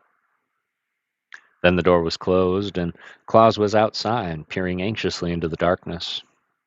The wind laughed and scolded and tried to push him over, but he stood firm. The helpless flakes stumbled against his eyes and dimmed his sight, but he rubbed them away and looked again. Snow was everywhere, white and glittering. It covered the earth and filled the air. The cry was not repeated. Claus turned to go back into the house, but the wind caught him unawares, and he stumbled and fell across a snowdrift. His hands plunged into the drift and touched something that was not snow. This he seized, and pulling it gently towards him, found it to be a child. The next moment he had lifted it in his arms and carried it to the house. The wind followed him through the door, but Claus shut it quickly. He laid the rescued child on the hearth, and brushing away the snow, he discovered it to be Weekum, a little boy who lived in a house beyond the valley. Claus wrapped a warm blanket around the little one and rubbed the frost from his limbs. Before long, the child opened his eyes, and seeing where he was, smiled happily. Then Claus warmed milk and fed it to the boy slowly, while the cat looked on with sober curiosity. Finally, the little one curled up in his friend's arms and sighed and fell asleep, and Claus, filled with gladness that he had found the wanderer, held him closely while he slumbered. The wind, finding no more mischief to do, climbed the hill and swept on toward the north. This gave the weary snowflakes some time to settle down to earth, and the valley became still again. The boy, having slept well in the arms of his friend, opened his eyes and sat up. Then, as a child will, he looked around the room and saw all that was contained.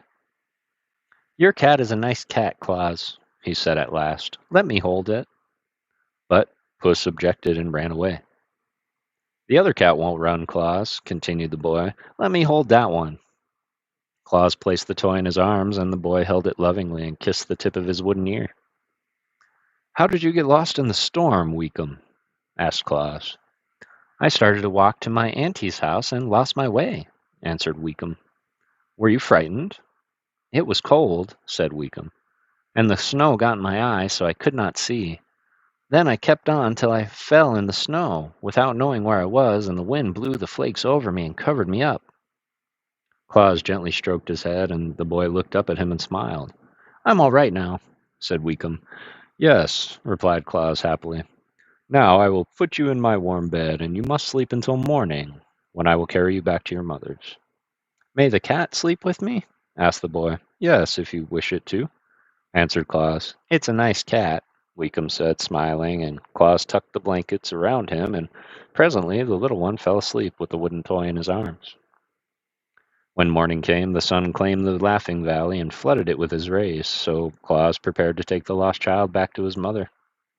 May I keep the cat, Claus? Asked Weekum. It's nicer than real cats. It doesn't run away, or scratch, or bite. May I keep it? Yes, indeed, answered Claus, pleased that the toy he had made could give pleasure to the child. So he wrapped the boy and the wooden cat in a warm cloak, perching the bundle upon his own broad shoulders, and then he tramped through the snow and the drifts of the valley, and across the plain beyond, to the poor cottage where Weekum's mother lived. See, Mamma, cried the boy as soon as they entered, I've got a cat. The good woman wept tears of joy over the rescue of her darling and thanked Claus many times for his kind act. So he carried a warm and happy heart back to his home in the valley. That night he said to Puss, I believe the children will love the wooden cats almost as well as the real ones, and they can't hurt them by pulling their tails or ears. I'll make another. So this was the beginning of his great work. The next cat was better made than the first, while Claus sat whittling it out, the yellow row came in to make him a visit, and so pleased was he with the man's skill that he ran away and brought several of his fellows. There sat the red row, the black row, the green row, the blue row, and the yellow row, in a circle on the floor, while Claus whittled and whistled, and the wooden cat grew into shape. If it could be made the same color as a real cat, no one would know the difference, said the yellow row thoughtfully. The little ones, maybe, would not know the difference, replied Claus, pleased with the idea. I will bring you some of the red that I color my roses and tulips with, cried the red row, and then you can make the cat's lips and tongue red. I will bring you some green that I color my grasses and leaves with, said the green row, and then you can color the cat's eyes green. They will need a bit of yellow also, remarked the yellow row. I must fetch some of the yellow that I used to color my buttercups and goldenrods with.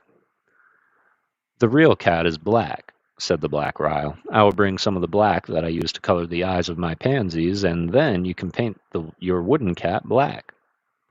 I see you have a blue ribbon around Blinky's neck, added the blue row. I will get some of the color I used to paint the bluebells and forget-me-nots with, and then you can carve the wooden ribbon and the toy cat's neck and paint it blue. So the rows disappeared, and by the time Claus had finished carving out the form of the cat, they were all back with the paints and brushes. They made Blinky sit upon the table, and Claus might paint the toy cat just the right color.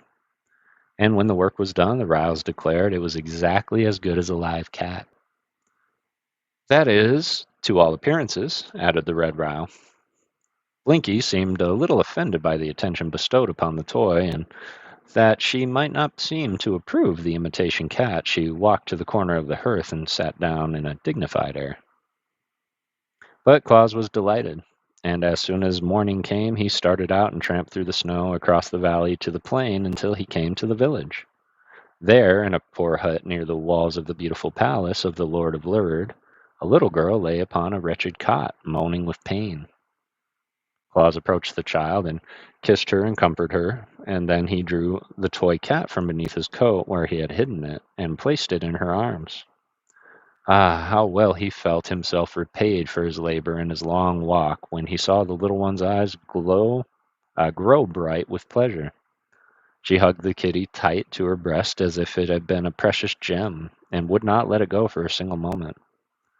The fever was quieted, the pain grew less, and she fell into a sweet and refreshing sleep. Claus laughed and whistled and sang all the way home. Never had he been so happy as on that day. When he entered his house, he found Shigra, the lioness, awaiting him. Since his babyhood, Shigra had loved Claus, and while he dwelt in the forest, she had often come to visit him at Seal's Bower. After Claus had gone to live in the Laughing Valley, Shigra became lonely and ill at ease, and now she had braved the snowdrifts, which all lions abhor, to see him once more. Shigra was getting old with her teeth, and her teeth were beginning to fall out, while the hairs that tipped her ears and tail turned from tawny yellow to white. Claus found her laying on his hearth, and he put his arms around the neck of the lioness and hugged her lovingly.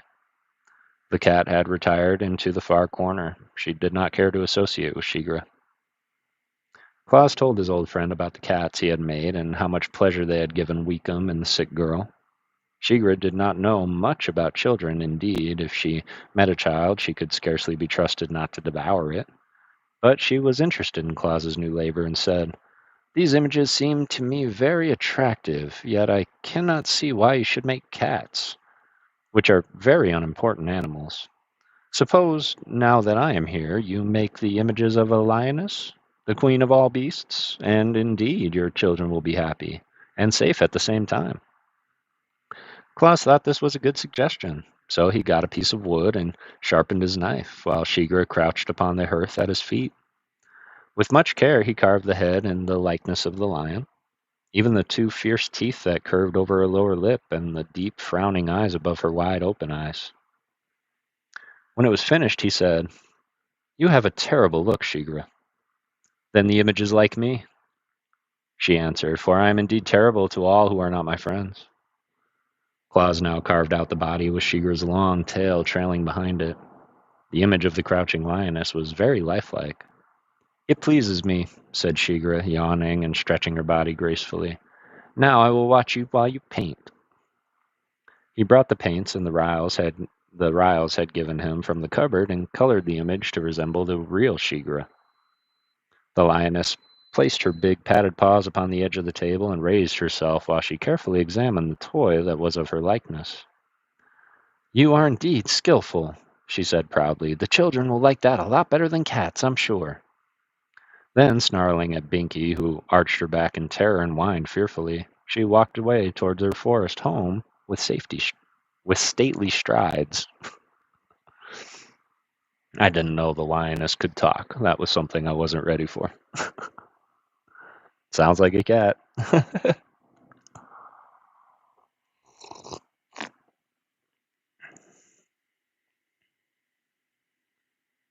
My things are dogs or V.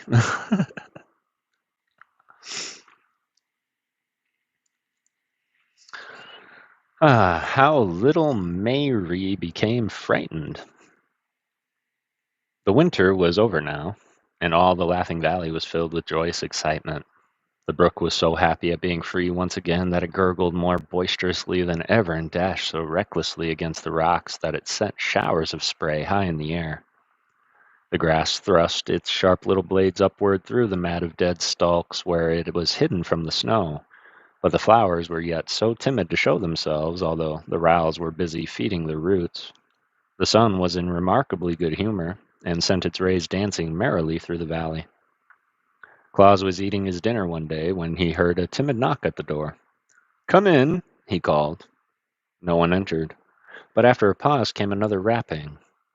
Claus jumped up and threw open the door. Before him stood a small girl holding a smaller brother fast by the hand.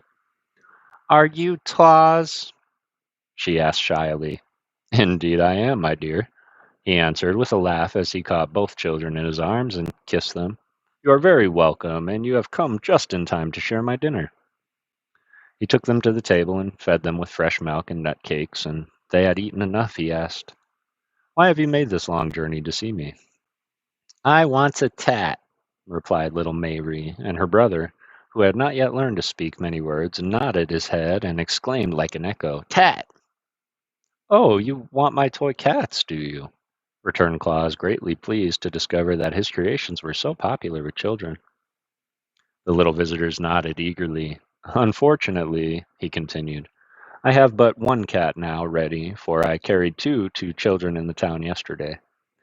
And the one I have shall be given to your brother, Mayri, because he is smaller than you. And the next one I make shall be for you." The boy's face was bright with smiles as he took the precious toy Claus held out to him.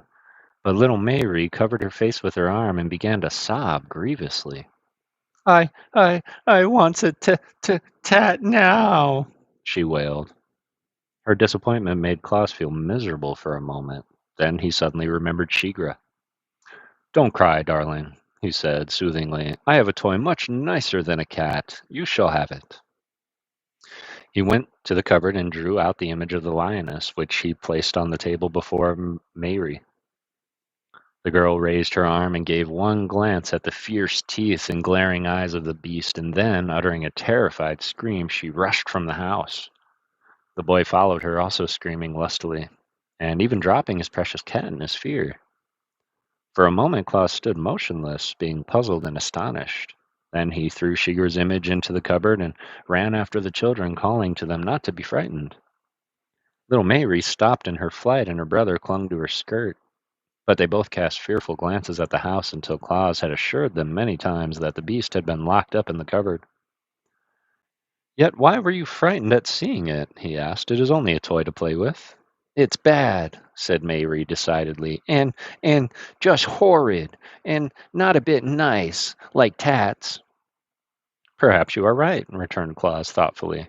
"But if you will return with me to my house, I will soon make you a pretty cat."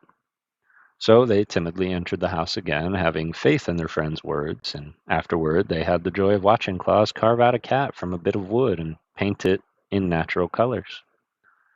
It did not take him long to do this, for he had become skillful with his knife by this time, and Mayre loved her toy more dearly because she had seen it made.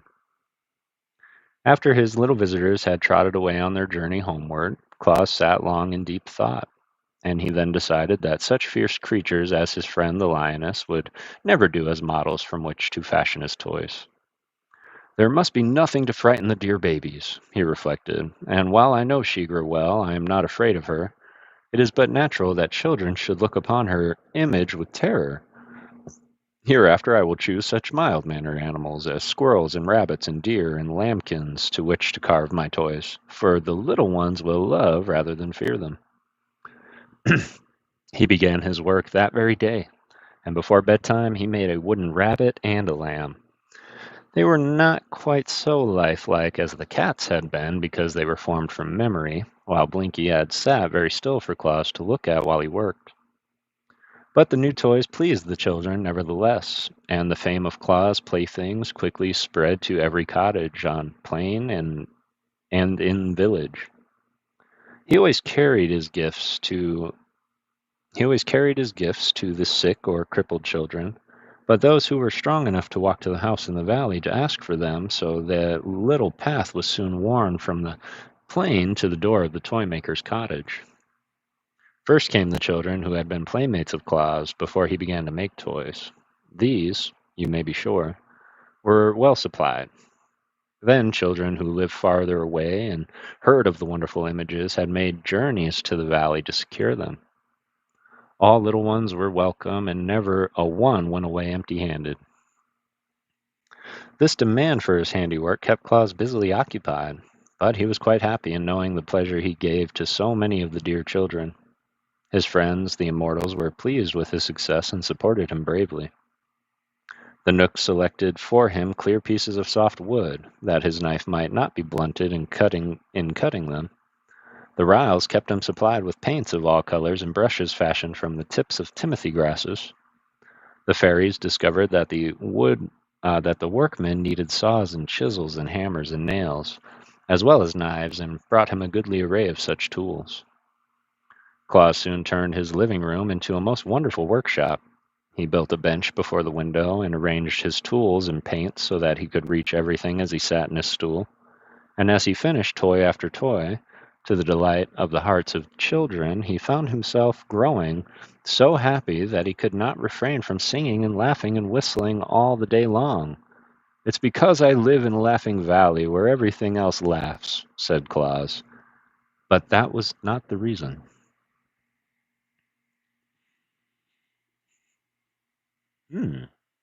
What was the reason, I wonder?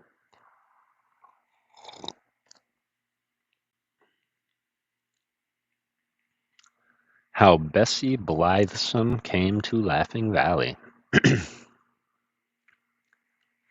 One day, as Claus sat before his door to enjoy the sunshine while he busily carved the head and horns of a toy deer, he looked up and discovered a glittering cavalcade of horsemen approaching through the valley. When they drew nearer, they saw that the band consisted of a score of men-at-arms, clad in bright armor and bearing in their hands spears and battle-axes. In front of these rode little Bessie Blithesome, uh, the pretty daughter of that proud lord of Lurd, who had once driven Claus from his palace. Her palfrey was pure white, its bridle was covered in glittering gems, and its saddle draped with cloth of gold, richly broidered. The soldiers were sent to protect her from harm while she journeyed. Claus was surprised, but he continued to whittle and to sing until the cavalcade drew up before him. Then the little girl leaned over the neck of her palfrey and said, "Please, Mr. Claus, I want a toy." Her voice was so pleading that Claus jumped up at once and stood beside her. He was puzzled how to answer her request. "You are a rich lord's daughter," said he, "and have all that you desire." "Except toys," said Bessie. "There are no toys in all the world but yours." "And I make them for the poor children, who have nothing else to amuse them," continued Claus. "Do poor children love to play with toys more than rich ones?" asked Bessie. "I suppose not," said Claus thoughtfully. "Am I to blame because my father is a lord? Must I be denied the pretty toys I long for because other children are poorer than I?" she inquired earnestly. "I am afraid you must, dear," he answered, "for the poor have nothing else with which to amuse themselves. You have your pony to ride, your servants to wait on you, and every comfort that money can procure." "But I want toys!" cried Bessie, wiping away the tears that forced themselves into her eyes. "If I cannot have them, I shall be very unhappy." Claus was troubled, for her grief recalled to him the thought that his desire was to make all children happy, without regard to their condition in life. Yet, while so many poor children were clamoring for his toys, he could not bear to give one of them to Bessie Blithesome, who had so much already to make her happy. "Listen, my child," said he gently. "All the toys I am now making are promised to others, but the next shall be yours, since your heart so longs for it. Come to me again in 2 days, and it shall be ready for you." Bessie gave a cry of delight, and leaning over her pony's neck, she kissed Claus prettily upon his forehead. Then, calling to her men-at-arms, she rode gaily away, leaving Claus to resume his work. "If I am to supply the rich children as well as the poor ones," he thought, "I shall not have a spare moment in the whole year. But is it right I should give to the rich? Surely I must go to Necile and talk with her about this matter." So when he had finished the toy deer, which was very like the deer he was known in the forest glades, he walked to Burzee and made his way to the bower of the beautiful nymph Necile, who had once been his foster mother. She greeted him tenderly and lovingly, listening with interest to a story of the visit of Bessie Blithesome. "And now tell me," said he, "shall I give toys to rich children?" "We of the forest know nothing of riches," she replied. "It seems to me that one child is like another child, since they are all made of the same clay, and that riches are like a gown, which may be put on or taken away, leaving the child unchanged. But the fairies are guardians of mankind, and know mortal children better than I. Let us call the Fairy Queen." This was done, and the Queen of the Fairies sat beside them and heard Claus relate his reasons for thinking the rich children should get along without the toys, and also what the nymph had said. "Necile is right," declared the Queen, "for whether it be a rich or poor, a child's longing for pretty playthings are but natural. Rich Bessie's heart may suffer as much grief as poor Mary's. That she can be just as lonely and discontented, and just as gay and happy. I think, friend Claus, it is your duty to make all little ones glad, whether they chance to live in palaces or in cottages." "Your words are wise, fair Queen," replied Claus, "and my heart tells me they are just as they are as just as they are wise. Hereafter all children may claim my services." He then bowed before the gracious fairy and kissed Necile's red lips and went back to his valley. At the brook he stopped to drink, and afterwards he sat on the bank and took a piece of moist clay in his hands while he thought what sort of toy he wanted to make for Bessie Blithesome. He did not notice that his fingers were working the clay into shape until, glancing downward, he found he had unconsciously formed the head that bore a slight resemblance to the nymph Necile. At once he became interested, gathering more of the clay from the bank. He carried it to his house. Then, with the aid of his knife and a bit of wood, he succeeded in working the clay into the image of the toy nymph. With skillful strokes, he formed long waving hair on the head and covered the body with a gown of oak leaves, while the 2 feet sticking out at the bottom of the gown were clad in sandals. But the clay was soft, and Claus found he must handle it gently to avoid ruining his pretty work. Perhaps the rays of the sun will draw out the moisture and cause the clay to become hard, he thought. So he laid the image on a flat board and placed it in the glare of the sun. This done, he went to his bench and began painting the toy deer. And soon he became so interested in the work that he forgot all about the clay nymph. But next morning, happening to notice it as it lay on the board, he found the sun had baked it to a hardness of stone, and it was strong enough to be safely handled. Claus now painted the nymph with great care in the likeness of Necile, giving it deep blue eyes, white teeth, rosy lips, and ruddy brown hair. The gown he colored oak leaf green, and when the paint was dry, Claus himself was charmed with the new toy. Of course, it was not nearly so lovingly as the real Necile, but considering the material of which it was made, Claus thought it was very beautiful. When Bessie, riding upon her white palfrey, came to his dwelling the next day, Claus presented her with the new toy. The little girl's eyes were brighter than ever as she examined the pretty image, and she loved it at once and held it close to her breast as a mother does her child. "What is it called, Claus?" she asked. Now Claus knew that nymphs do not like to be spoken of by mortals, so he could not tell Bessie it was the image of Necile he had given her. But as it was a new toy, he searched his mind for a new name to call it by. And the first word he thought of, he decided would do very well. "It is called a dolly, my dear," he said to Bessie. "I shall call the dolly my baby," returned Bessie, kissing it fondly. "And I shall tend it and care for it just as nurse cares for me. Thank you very much, Claus. Your gift has made me happier than I have ever been before." Then she rode away, hugging the toy in her arms, and Claus, seeing her delight, thought he would make another dolly, better and more natural than the first. He brought more clay from the brook, and remembering that Bessie had called the dolly her baby, had resolved to form this one into a baby's image. That was no difficult task for the clever workman, and soon the baby doll was laying on the board and placed in the sun to dry. Then, with the clay that was left, he began to make an image of Bessie Blithesome herself. This was not so easy, for he found he could not make the silken robe of the Lord's daughter out of a common clay. So he called the fairies to his aid, and asked them to bring him colored silks with which to make a real dress for the clay image. The fairies set off at once on their errand, and before nightfall they returned with a generous supply of silks and laces and golden threads. Claus now became impatient to complete his new dolly, and instead of waiting for the next day's sun, he placed the clay image upon his hearth and covered it over with glowing coals. By morning, when he drew the dolly out from the ashes, it had baked as hard as if it had lain full day in the hot sun. Now our Claus became a dressmaker as well as a toy maker. He cut into lavender silk and nearly sewed it into a beautiful gown that just fitted the new dolly. And he put a lace collar around its neck and pink silk shoes on his feet, and natural color of baked clay is a light gray. But Claus painted the face to resemble the color of flesh, and he gave the dolly Bessie's brown eyes and golden hair and rosy cheeks. It really was a beautiful thing to look upon, and sure to bring joy to some childish heart. While Claus was admiring it, he heard a knock at his door, and little Mary entered. Her face was sad and her eyes red, and continued weeping.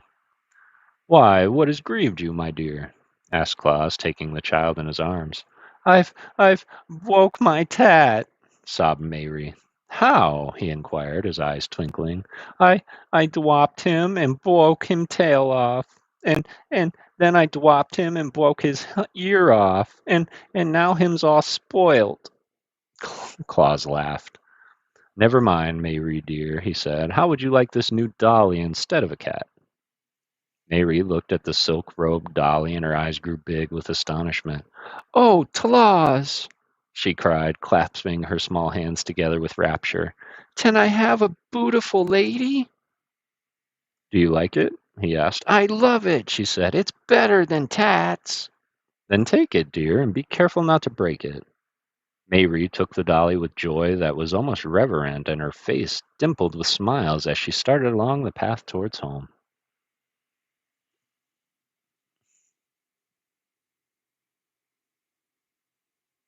Ah, little Mayre. Hope you're all enjoying the story still as we get into the toy making aspect of Santa Claus. But with all good stories, there has to be antagonists, right?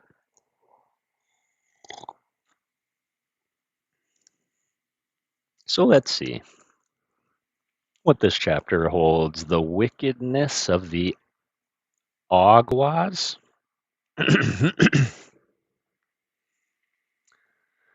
I must now tell you something about the Aguas, that terrible race of creatures which caused our good Claus so much trouble and nearly succeeded in robbing the children of the world of their earliest and best friend.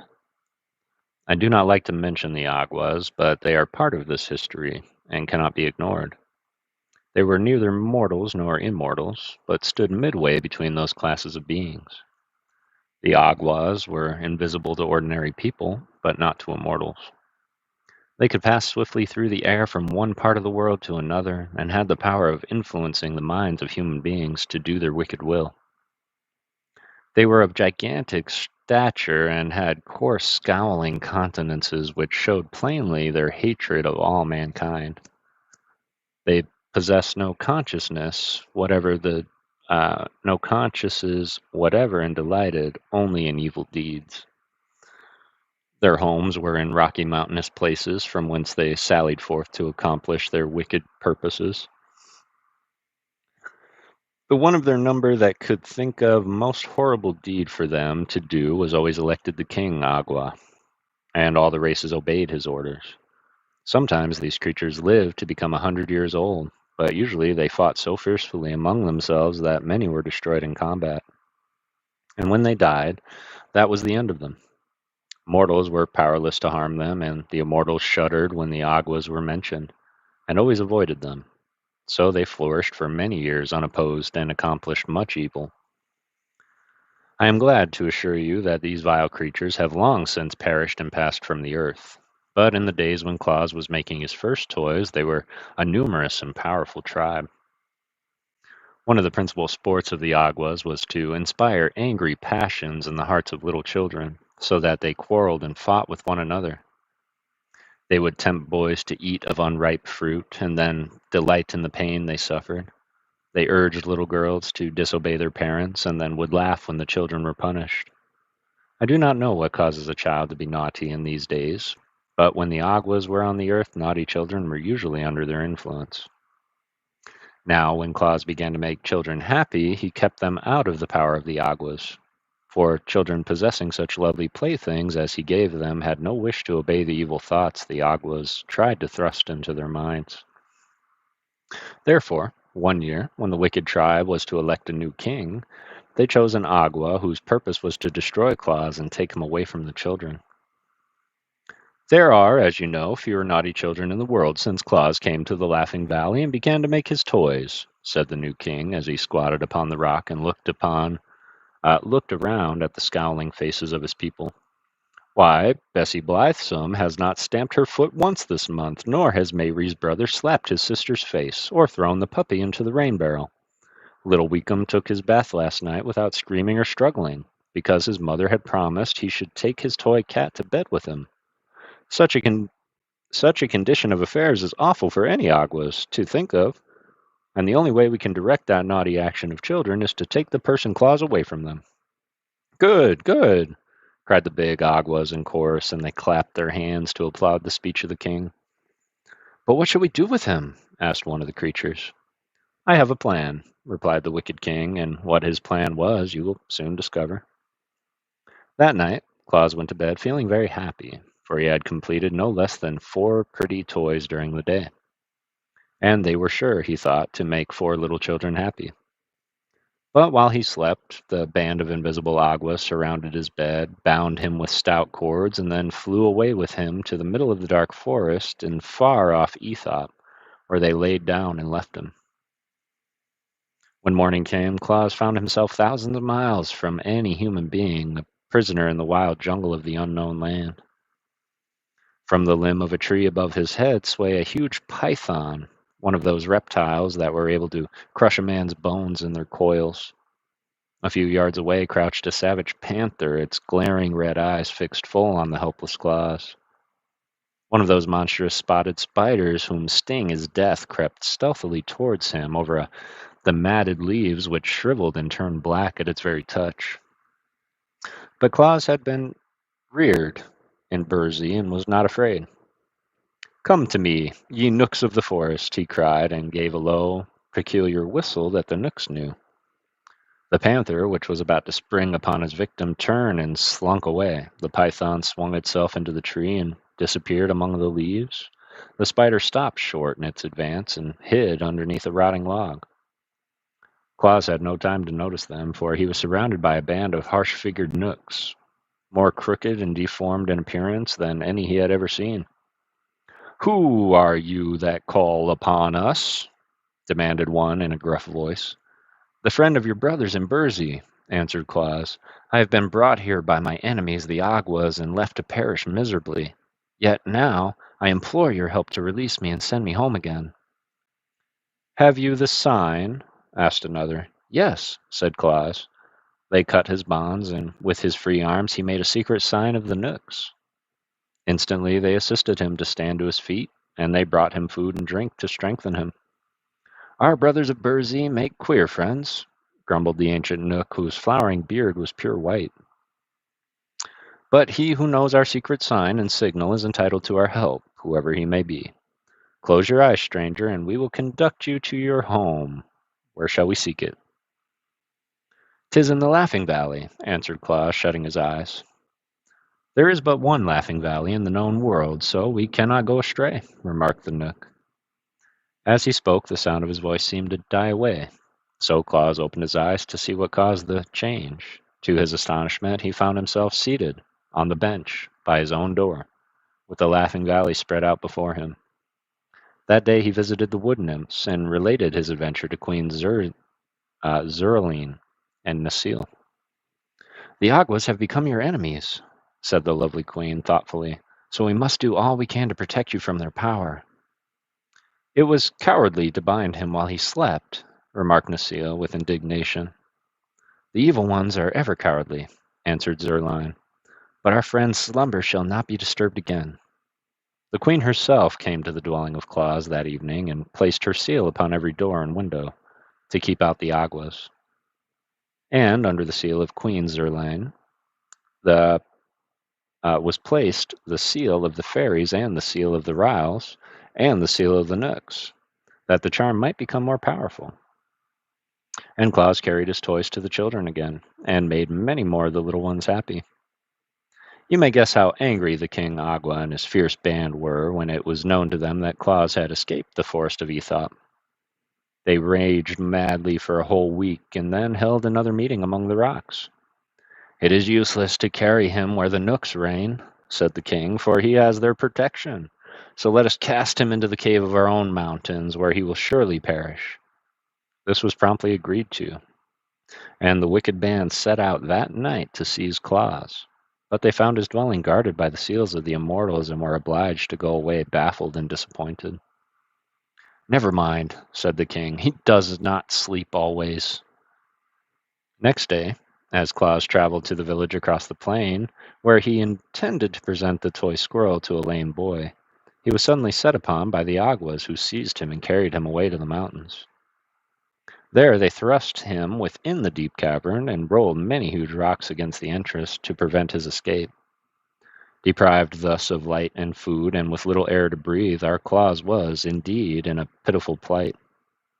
But he spoke the mystic words of the fairies, which always commanded their friendly aid, and they came to his rescue and transported him to the Laughing Valley in the twinkling of an eye. Thus the Aguas discovered they might not destroy one who has earned the friendship of the immortals, so the evil band sought another means of keeping Claus from bringing happiness to children and so making them obedient. Whenever Claus set out to carry his toys to the little ones, an Agua, who had been set to watch his movements, sprang upon him and snatched the toy from his grasp. And the children were no more disappointed than was Claus when he was obliged to return home disconsolate. Still, he persevered and made many toys for his little friends and started with them for the villages. And always the Aguas robbed him as soon as he had left the valley. They threw the stolen playthings into one of their lonely caverns, and quite a heap of toys accumulated before Claus became discouraged and gave up all attempts to leave the valley. Then children began coming to him, since they found he did not go to them. But the wicked Aguas flew around them and caused their steps to stray and the paths to become crooked, so never a little one could find the way to the Laughing Valley. Lonely days now fell upon Claus, for he was denied the pleasure of bringing happiness to the children whom he had learned to love. Yet he bore up bravely, for he thought surely the time would come when the Aguas would abandon their evil design to injure him. He devoted all of his hours to toy making, and when one plaything had been completed, he stood it on the shelf and he had built for that purpose. When the shelf became filled with rows of toys, he made another one and filled that also. So that in time he had many shelves filled with gay and beautiful toys representing horses, dogs, cats, elephants, lambs, rabbits, and deer, as well as pretty dolls of all sizes, and balls and marbles of baked clay painting in gay colors. Often, as he glanced at this array of childish treasures, the heart of good old Claus became sad. So greatly did he long to carry the toys to his children, and at last, because he could bear it no longer, he ventured to go to the great Ak, he who to whom he told the story of his persecution by the Aguas and begged the Master Woodman to assist him. Ooh. Oh, no worries at all, Mama Ghost. Definitely appreciate you being here.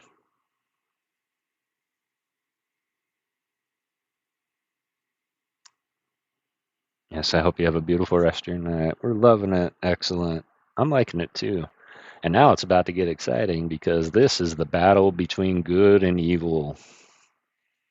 Gonna get the Master Woodman on the Aquas. It's funny because my brain with all these names and creatures often go to the books of Oz, and it was written by the same guy, so I think that's pretty funny.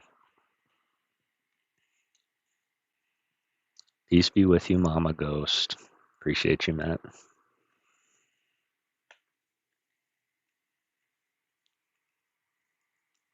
Bear with me one quick second. Oh, got a cramp in my foot. Oh. Oh.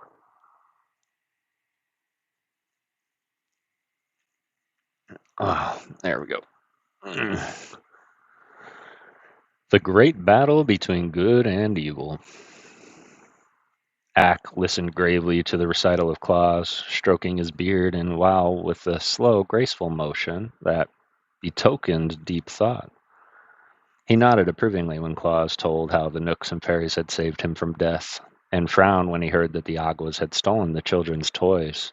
At last he said, "From the beginning, I have approved the work you're doing among the children of men, and it annoys me that your good deeds should be thwarted by the Aguas.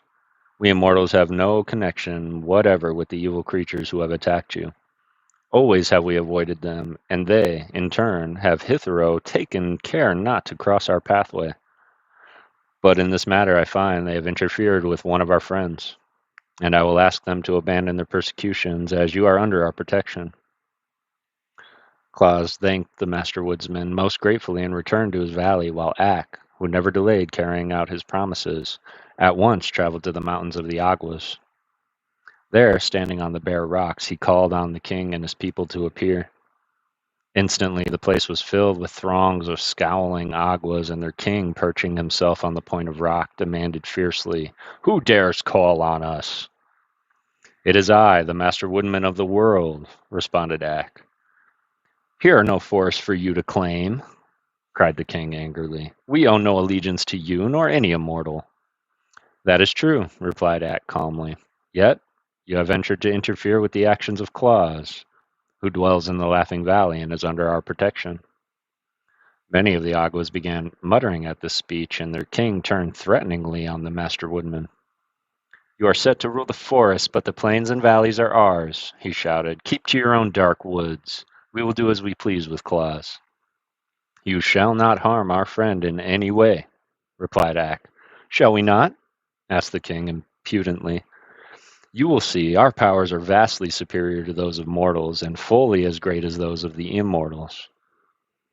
"It is your conceit that misleads you," said Ak sternly. "You are a transient race, passing from life into nothingness. We, who live forever, pity but despise you. On earth you are scorned by all, and in heaven you are no place.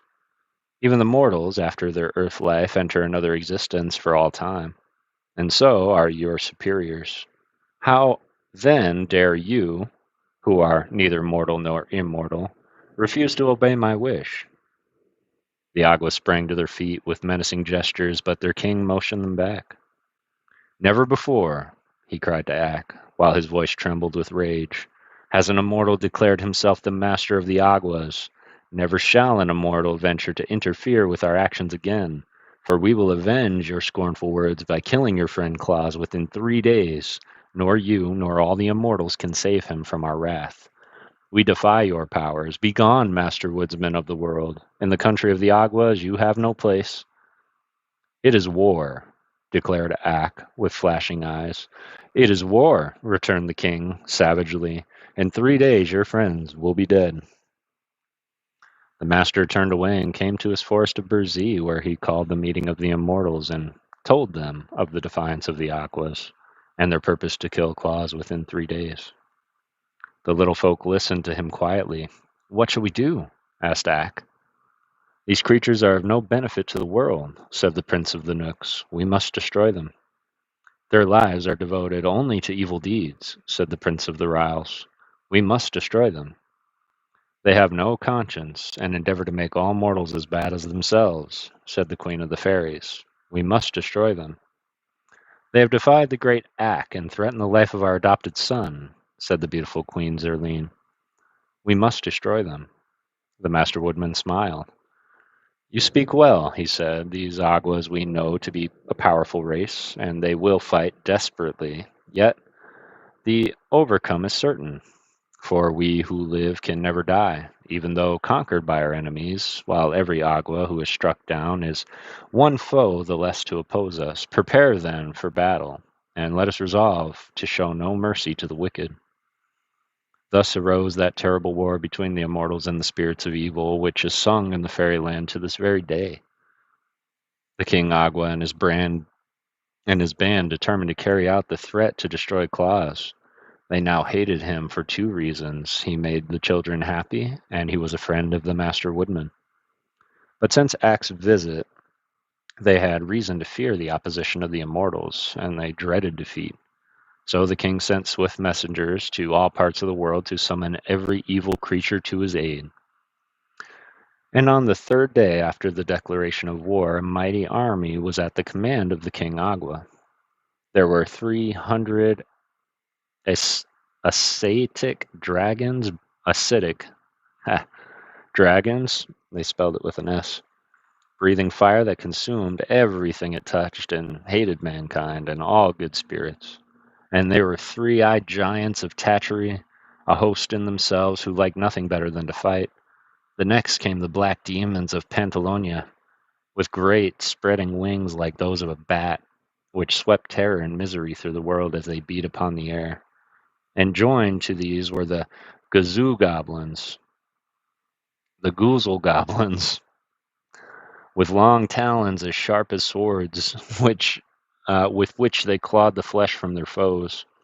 Finally, every mountain Agua in the world had come to participate in the great battle of the immortals. The King Agua looked around upon the vast army, and his heart beat high with wicked pride, for he believed he would surely triumph over his gentle enemies, who he had never before known to fight. But the Master Woodman had not been idle.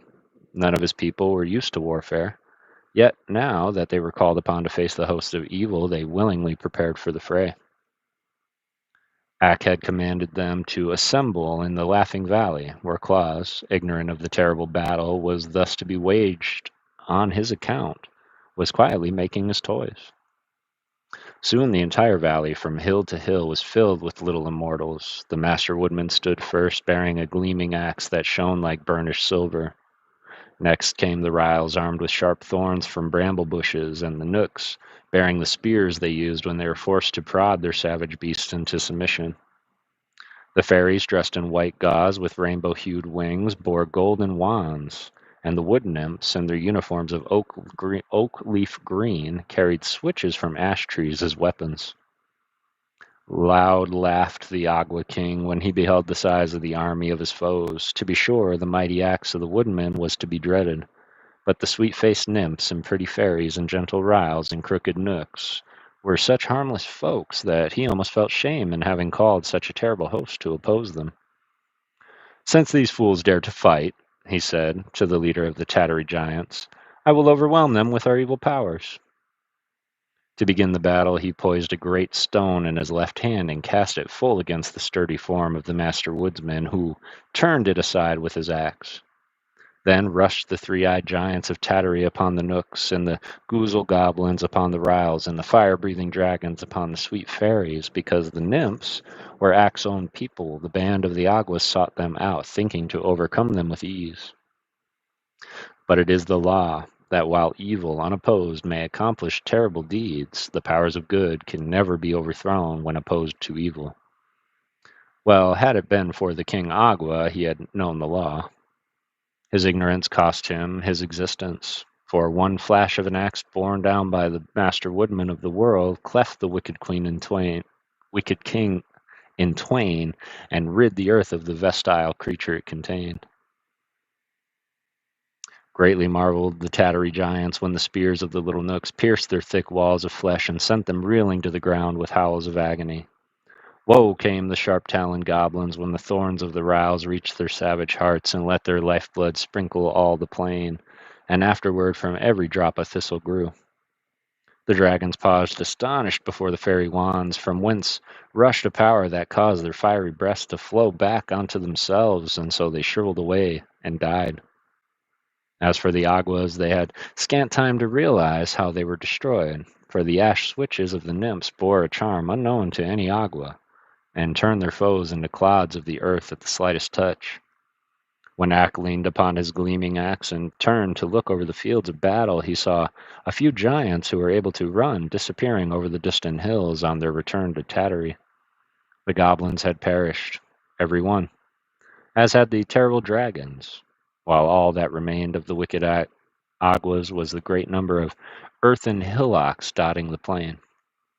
And now the immortals melted from the valley like dew at sunrise to resume their duties in the forest, while Ak walked slowly and thoughtfully to the house of Claus and entered. "You have many toys ready for children," said the woodman, "and now you may carry them across the plain to the dwellings and the villages without fear." "Will not the Aguas harm me?" asked Claus eagerly. "The Aguas," said Ak, "have perished. Now I will gladly have done with wicked spirits and with fighting and bloodshed. It was not from choice that I told of the Aguas and their allies, and of their great battle with the immortals. They were part of this history, and could not be avoided." Well, that was a little better than they drank water and forgot why they were there. 25 likes, let's go. Appreciate you, Ernie. Hope you're doing well. That sleepy foot feel, exactly what it was. Homemade fries, let's go, Mrs. 5150. That sounds amazing right now. All right. Ooh, finally, we get to meet some of the other creatures, like the first journey with the reindeer.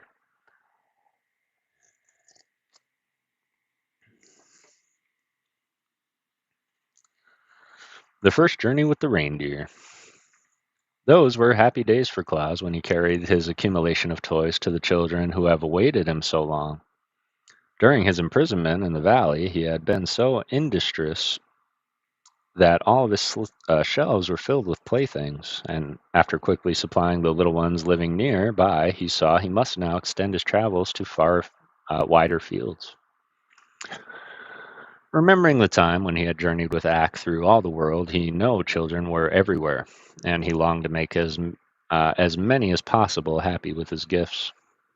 So he loaded his great sack with all kinds of toys, slung it upon his back that he might carry it more easily, and started off on the longer trip than he had yet undertaken.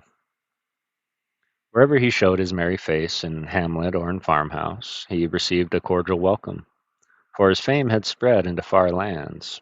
At each village the children swarmed about him, following his footsteps wherever he went, and the women thanked them gratefully for the joy he brought their little ones, and the men looked upon him curiously when he should devote his time to such queer occupation as toy making. But everyone smiled on him and gave him kindly words, and Klaus felt aptly repaid for his long journey. When the sack was empty, he went back to the Laughing Valley and once more filled it to the brim. This time he followed another road into a different part of the country and carried happiness to many children who never before had owned a toy or guessed that such a delightful plaything existed. After a third journey so far away that Claus was many days walking the distance, the store of toys became exhausted, and without delay he set about making a fresh supply. From seeing so many children and studying their tastes, he had acquired several new ideas about toys. The dollies were, he had found, the most delightful of all playthings for babies and little girls, and often those who could not say dolly would call for a doll in their sweet baby talk. So Claus resolved to make many dolls of all sizes and to dress them in bright colored clothing. The older boys, and even some of the girls, loved the images of animals, so he still made cats and elephants and horses, and many of the little fellows had musical natures and longed for drums and cymbals and whistles and horns. So he made a number of toy drums with tiny sticks to beat them with, and he made whistles from the willow trees, and horns from the bog reeds, and cymbals from bits of beaten metal. All this kept him busily at work, and before he realized it, the winter season came, with deeper snows than usual, and he knew he could not leave the valley with his heavy pack. Moreover, the next trip would take him farther from home than ever before, and Jack Frost was mischievous enough to nip his nose and ears if he undertook the long journey while the Frost King reigned. The Frost King was Jack's father and never reproved of his pranks. So Jack remained at his workbench. So Claus remained at his workbench, but he whistled and sang as merrily as ever, for he would allow no disappointment to sour his temper or make him unhappy. One bright morning he looked from his window and saw two of the deer he had known in the forest walking towards his house. Claus was surprised, not that the friendly deer should visit him, but that they walked on the surface of the snow as easily as if it were solid ground, notwithstanding the fact that throughout the valley the snow lay many feet deep. He had walked out of his house a day or two before and sunk to his armpits in the drift. So when the deer came near him, he opened the door and called to them. "Good morning, Flosy. Tell me, how are you able to walk on the snow so easily?" "It is frozen hard," answered Flosy. "The Frost King has breathed on it," said Glossy, coming up, "and the surface is now as solid as ice." "Perhaps," remarked Claus thoughtfully, "I might now carry my pack of toys to the children." "Is it a long journey?" asked Flosy. Yes, it will take me many days, for the pack is heavy," answered Claus. "Then the snow would melt before you could get back," said the deer. "You must wait until spring, Claus." Claus laughed, or Claus sighed. "Had I had your fleet feet," he said, "I could make the journey in a day." "But you have not," returned Glossy, looking down at his own slender legs with pride. "Perhaps I could ride upon your back," Klaus ventured to mention after the pause. "Oh, no, our backs are not strong enough to bear your weight," said Flosy, decidedly. "But if you had a sledge and could harness us to it, we could draw you easily and your pack as well." "I'll make a sledge," exclaimed Claus. "Will you agree to draw me if I do?"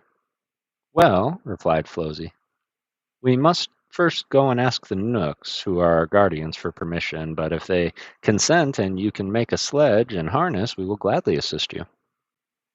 Then go at once, cried Claus eagerly. I am sure the friendly Nooks will give their consent, and by the time you are back, I will be ready to harness you to my sleigh.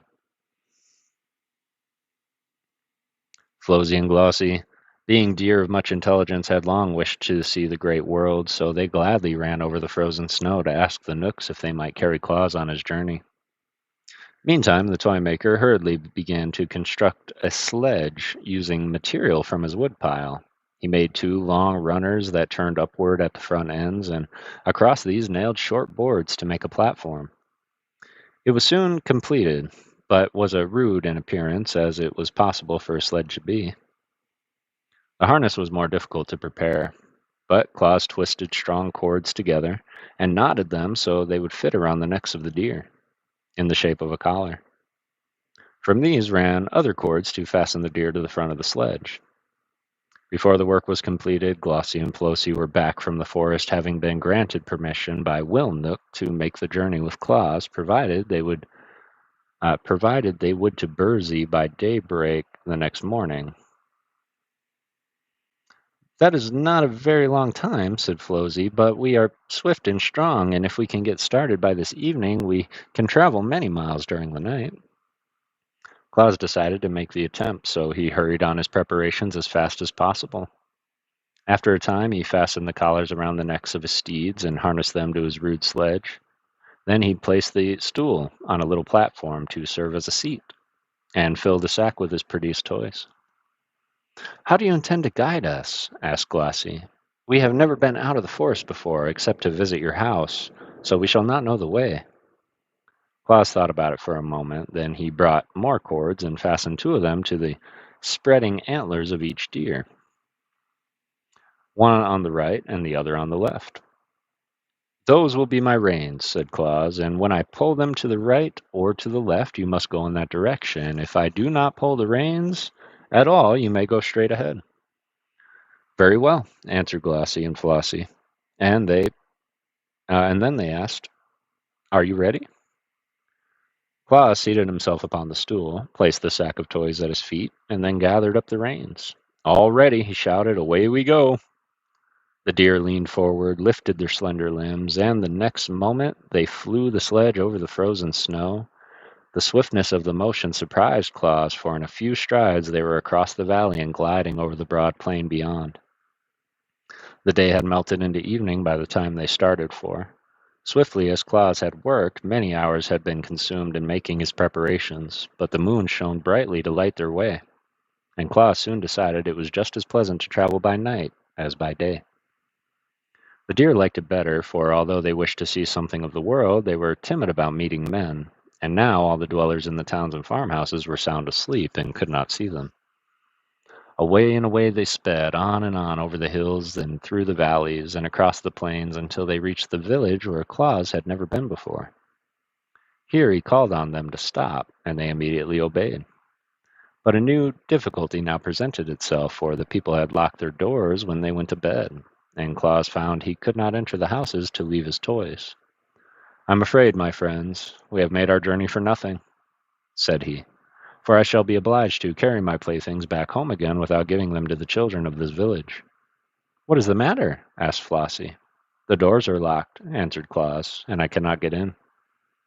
Flossie looked around at the houses. The snow was quite deep in the village, and just before them was a roof only a few feet above the sledge. A broad chimney, which seemed to Glossy big enough to admit Claus, was at the peak of the roof.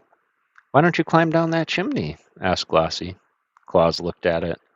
"That would be easy enough if I were on top of the roof," he answered. "Then hold fast and we will take you there," said the deer, and gave one bound to the roof and landed beside the big chimney. "Good!" cried Claus, well pleased, and he slung his pack of toys over his shoulder and got into the chimney. There were plenty of soot on the bricks, but he did not mind that, and by placing his hands and knees against the sides, he crept downward until he had reached the fireplace. Leaping lightly over the smoldering coals, he found himself in a large sitting room, where a dim light was burning. From this room, 2 doorways led to smaller chambers. In one, a woman lay asleep with a baby beside her in a crib. Claus laughed, but he did not laugh loud for fear of waking the baby. Then he slipped a big doll from his pack and laid it in the crib. The little one smiled as if it dreamed of the prettiest plaything it was to find in the morrow, and Claus crept softly from the room and entered the other doorway. Here were 2 boys fast asleep with their arms around each other's necks. Claus gazed at them lovingly a moment, and then placed upon the bed a drum, 2 horns, and a wooden elephant. He did not linger, now that his work in this house was done, but he climbed the chimney again and seated himself on the sledge. "Can you find another chimney?" he asked the reindeer. "Easily enough," replied Glossie and Flossie. Down the edge of the roof they raced, and then, without pausing, leapt through the air on top of the next building, where the huge old-fashioned chimney stood. "Don't be so long this time," cried Flossie, "or we shall never get back to the forest by daybreak." Claus made a trip down this chimney also, and found 5 children sleeping in the house, all of whom were quickly supplied with toys. When he returned, the deer sprang to the next roof, but upon descending the chimney, Claus found no children there at all. That was not often the case in this village, however, so he lost less time than you might suppose in visiting the dreary homes where there were no little ones. When he had climbed down the chimneys of all the houses in that village, he had left a toy for every sleeping child. Claus found that his great sack was not yet half emptied. "Onward, friends," he called to the deer, "we must seek another village." So away they dashed. Although it was long past midnight, and in a surprisingly short time they came to a large city, the largest Claus had ever visited since he began to make toys. But nothing daunted by the throng of houses, he set to work at once, and his beautiful steeds carried him rapidly from one roof to another, only the highest being beyond the leaps of the agile deer. At last the supply of toys was exhausted, and Klaus seated himself on the sledge with the empty sack at his feet, and turned the heads of Glossie and Flossie towards home. Presently, Flossie asked, "What is that gray streak in the sky?" "It is the coming dawn of a day," answered Klaus, surprised to find that it was so late. "Good gracious!" exclaimed Glossie. "Then we shall not be home by daybreak, and the Knooks will punish us and never let us come again." "We must race for the Laughing Valley and make our best speed," returned Flossie, "so hold fast, friend Claus." Claus held fast, and the next moment was flying so swiftly over the snow that he could not see the trees as they whirled past. Up hill and down dale, swift as an arrow shot from the bow as they dashed, and Claus shut his eyes to keep the wind out of them, and left the deer to find their own way. It seemed to him that they were plunging through space, but he was not at all afraid. The Knooks were severe masters and must be obeyed at all hazards, and the gray streak in the sky was growing brighter every minute. Finally, the sledge came to a sudden stop, and Claus, who was taken unawares, tumbled from his seat and onto the snowdrift. As he picked himself up, he heard the deer crying, "Quick, friend, quick! Cut away your harness!" He drew his knife and rapidly severed the cords, and then he wiped the moisture from his eyes and looked around him. The sledge had come to a stop in the Laughing Valley, only a few feet, he found, from his own door. In the east the day was breaking, and turning to the edge of the Burzee, he saw Glossie and Flossie just disappearing into the forest.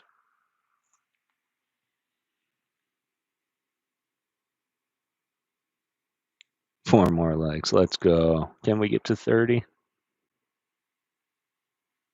Appreciate you guys. Hey, Laura Lovejoy, I got your package today. We're going to open it on Thursday. But it is really, really good to see you.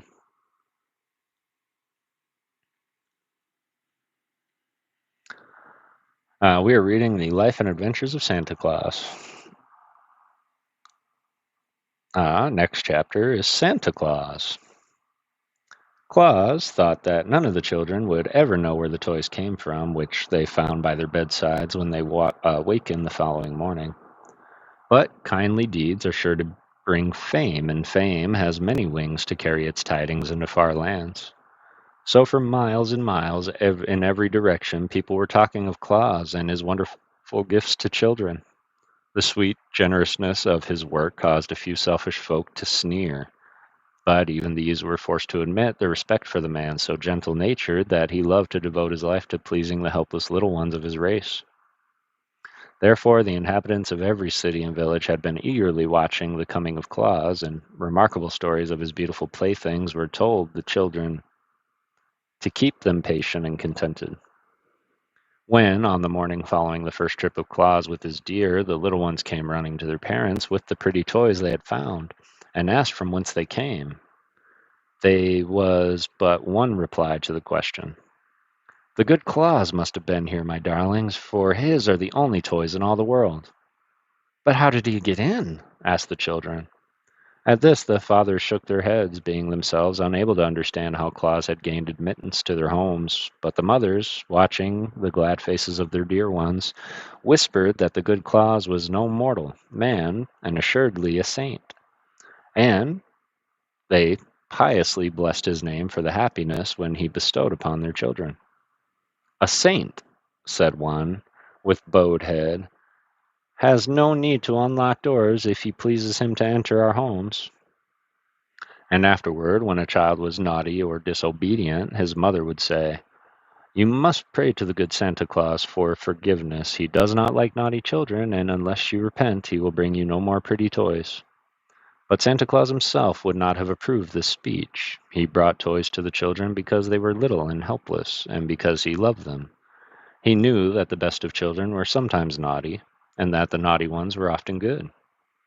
It is the way of children, the world over, and he would not have changed their natures had he possessed the power to do so. And that is how our Claus became Santa Claus. It is possible for any man by good deeds to enshrine himself as a saint in the hearts of people. Christmas Eve. The day broke as Claus returned from his night ride with Glossie and Flossie brought him new trouble. Will Nook, the chief guardian of the deer, came to him, surly and ill-tempered, to complain that he had kept Glossie and Flossie beyond daybreak, in opposition to his orders. Yet it could not have been very long after daybreak, said Claus. It was 1 minute after, answered Will Nook, and that is as bad as 1 hour. I shall set the stinging gnats on Glossie and Flossie, and they will thus suffer terribly for their disobedience. Don't do that, begged Claus. It was my fault. But Will Nook would listen to no excuses, and went away grumbling and growling in his ill-natured way. For this reason, Claus entered the forest to consult Necile about rescuing the good deer from punishment. To his delight, he found his old friend, the Master Woodman, seated in the circle of the nymphs. Ak listened to the story of the night journey to the children and of the great assistance the deer had been to Claus by drawing his sledge over the frozen snow. I do not wish my friends to be punished if I can save them, said the toy maker, when he had finished his relation. They were only 1 minute late, and they ran swifter than a bird flies to get home before daybreak.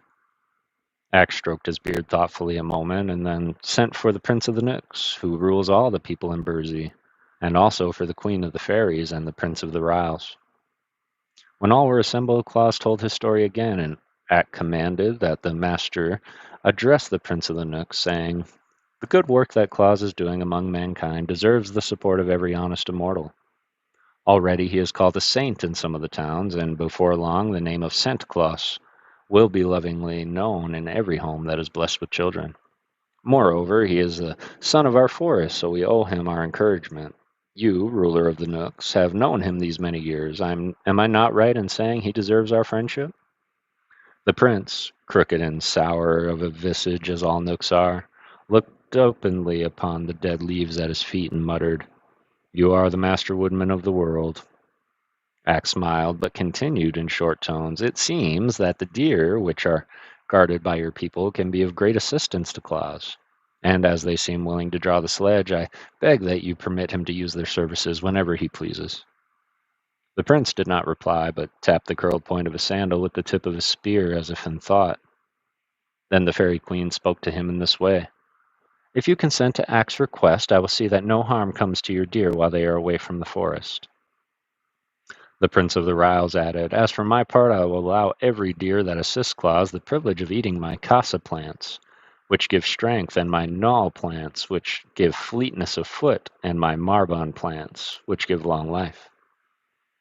And the queen of the nymphs said, the deer which draw the sledge of claws will be permitted to bathe in the forest pool of Nares, which will give them sleek coats and wonderful beauty. The prince of the Knooks, hearing these promises, shifted uneasily on his seat, for in his heart he hated to refuse a request of his fellow immortals, although they were asking an unusual favor at his hands, and the Knooks were unaccustomed to granting favors of any kind. Finally, he turned to his servants and said, call Will Nook. And surely Will came and heard the demands of the immortals. He protested loudly against granting them. Deer are deer, he said, and nothing but deer. Were they horses, it would be right to harness them like horses. But no one harnesses deer, because they are free, wild creatures owing no service of any sort to mankind. I would degrade my deer to labor for Claus, who is only a man in spite of the friendship lavished on him by the immortals. You have heard, said the prince to Ak. There is truth in what Will says. Call Glossie and Flossie, returned the master. The deer were brought to the conference, and Ak asked them if they objected to drawing the sledge for Claus. No, indeed, replied Glossie. We enjoyed the trip very much. And we tried to get home by daybreak, said Flossie, but we're unfortunately a minute too late. A minute lost at daybreak doesn't matter, said Ak. You are forgiven for that delay.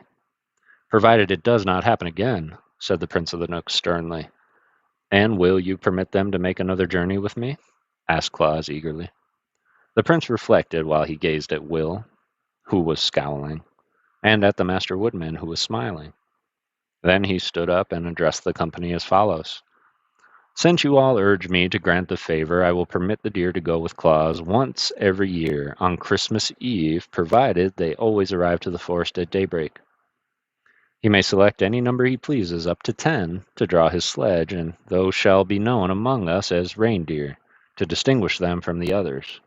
And they shall bathe in the pool of the Nares, and eat the casa and gnaw and marbon plants, and shall be under the especial protection of the fairy queen. And now cease scowling, Will Nook, for my word shall be obeyed. He hobbled quickly away through the trees to avoid the thanks of Claus and the approval of the other immortals. And Will, looking as cross as ever, followed him. But Ak was satisfied, knowing that he could rely on the promises of the prince, however grudgingly given, and Glossie and Flossie ran home, kicking up their heels delightedly with every step. When is Christmas Eve? Claus asked the master. In about 10 days, he replied. Then I cannot use the deer this year, said Claus thoughtfully, for I shall not have time enough to make my sack full of toys. The shrewd prince foresaw that, responded Ak, and therefore named Christmas Eve as the day you might use the deer, knowing it would cause you to lose an entire year. If I only had the toys the Aguas stole from me, said Claus sadly, I could easily fill my sack for the children. Where are they? Asked the master. I do not know, replied Claus, but the wicked Aguas probably hid them in the mountains. Ak turned to the fairy queen. Can you find them? He asked. I will try, she replied brightly. Then Claus went back to the Laughing Valley to work as hard as he could, and a band of fairies immediately flew to the mountain and had been haunted by the Aquas, and began to search for the stolen toys. The fairies, as we well know, possess wonderful powers, but the cunning Aguas had hidden the toys in a deep cave and covered the opening with rocks, so no one could look in. Therefore, all search for the missing playthings proved in vain for several days, and Claus, who sat at home waiting for news from the fairies, almost despaired of getting the toys before Christmas Eve. He worked hard every moment, but it took considerable time to carve out and shape every toy and to paint it properly, so that on the morning before Christmas Eve, only half of one small shelf above the window was filled with playthings ready for the children. But on this morning, the fairies who were searching in the mountains had a new thought. They joined hands and moved on a straight line through the rocks that formed the mountains, beginning at the topmost peak and working downward, so that no spot could be missed by their bright eyes. And at last they discovered the cave where the toys had been heaped up by the wicked Aguas. It did not take them long to bust open the mouth of the cave, and then each one seized as many toys as he could carry, and they all flew to Claus and laid the treasure before him. The good man was rejoiced to receive, just in the nick of time, such a store of playthings with which to load his sledge, and he sent word for Glossie and Flossie to be ready for the journey at nightfall. With all the other labors, he had managed to find time since the last trip to repair the harness and to strengthen his sledge, so that when the deer came to him at twilight, he had no difficulty in harnessing them.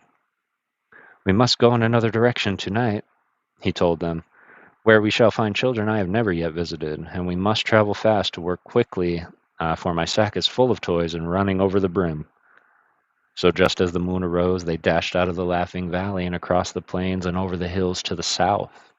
The air was sharp and frosty with the starlight touch of snowflakes that made them glitter like countless diamonds. The reindeer leaped onward with strong, steady bounds, and Claus's heart was so light and merry that he laughed and sang while the wind whistled past his ears. With a ho ho ho and a ha ha ha and a ho ho ha ha hee, now away we go over the frozen snow, as merry as can be.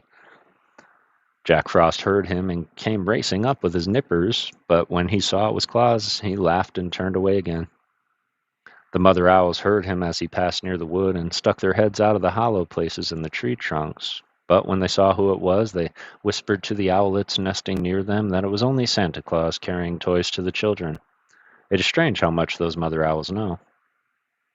Claus stopped at some of the scattered farmhouses and climbed down the chimneys to leave presents for the babies. Soon after, he reached a village and worked merrily for an hour distributing playthings among the sleeping little ones. Then away again he went, singing his joyous carol. Now away we go over the gleaming snow, while the deer run swift and free. For the girls and boys we carry the toys that will fill their hearts with glee. The deer liked the sound of his deep bass voice and kept time to the song with their hoofbeats on the hard snow. But soon they stopped at another chimney, and Santa Claus, with sparkling eyes and face brushed red by the wind, climbed down the smoky sides and left a present for every child in the house contained. It was a merry, happy night. Swiftly the deer ran, and busily their driver worked to scatter the gifts among the sleeping children. But the sack was empty at last, and the sledge headed homeward, and now again the race with daybreak began. Glossie and Flossie had no mind to be rebuked a second time for tardiness, so they fled with a swiftness that enabled them to pass the gale on which the Frost King rode, and soon brought them to the Laughing Valley. It is true, when Claus released his steeds from their harnesses, the eastern sky was streaked with gray, but Glossie and Flossie were deep in the forest before day finally broke. Claus was so wearied with his night's work that he threw himself upon his bed and fell into a deep slumber. And while he slept, the Christmas sun appeared in the sky and shone upon hundreds of happy homes, where the sound of childish laughter proclaimed that Santa Claus had made them a visit. God bless him! Was his first it was his first Christmas Eve, and for hundreds of years since then he has nobly fulfilled mission to bring happiness to the hearts of little children. Let me see here.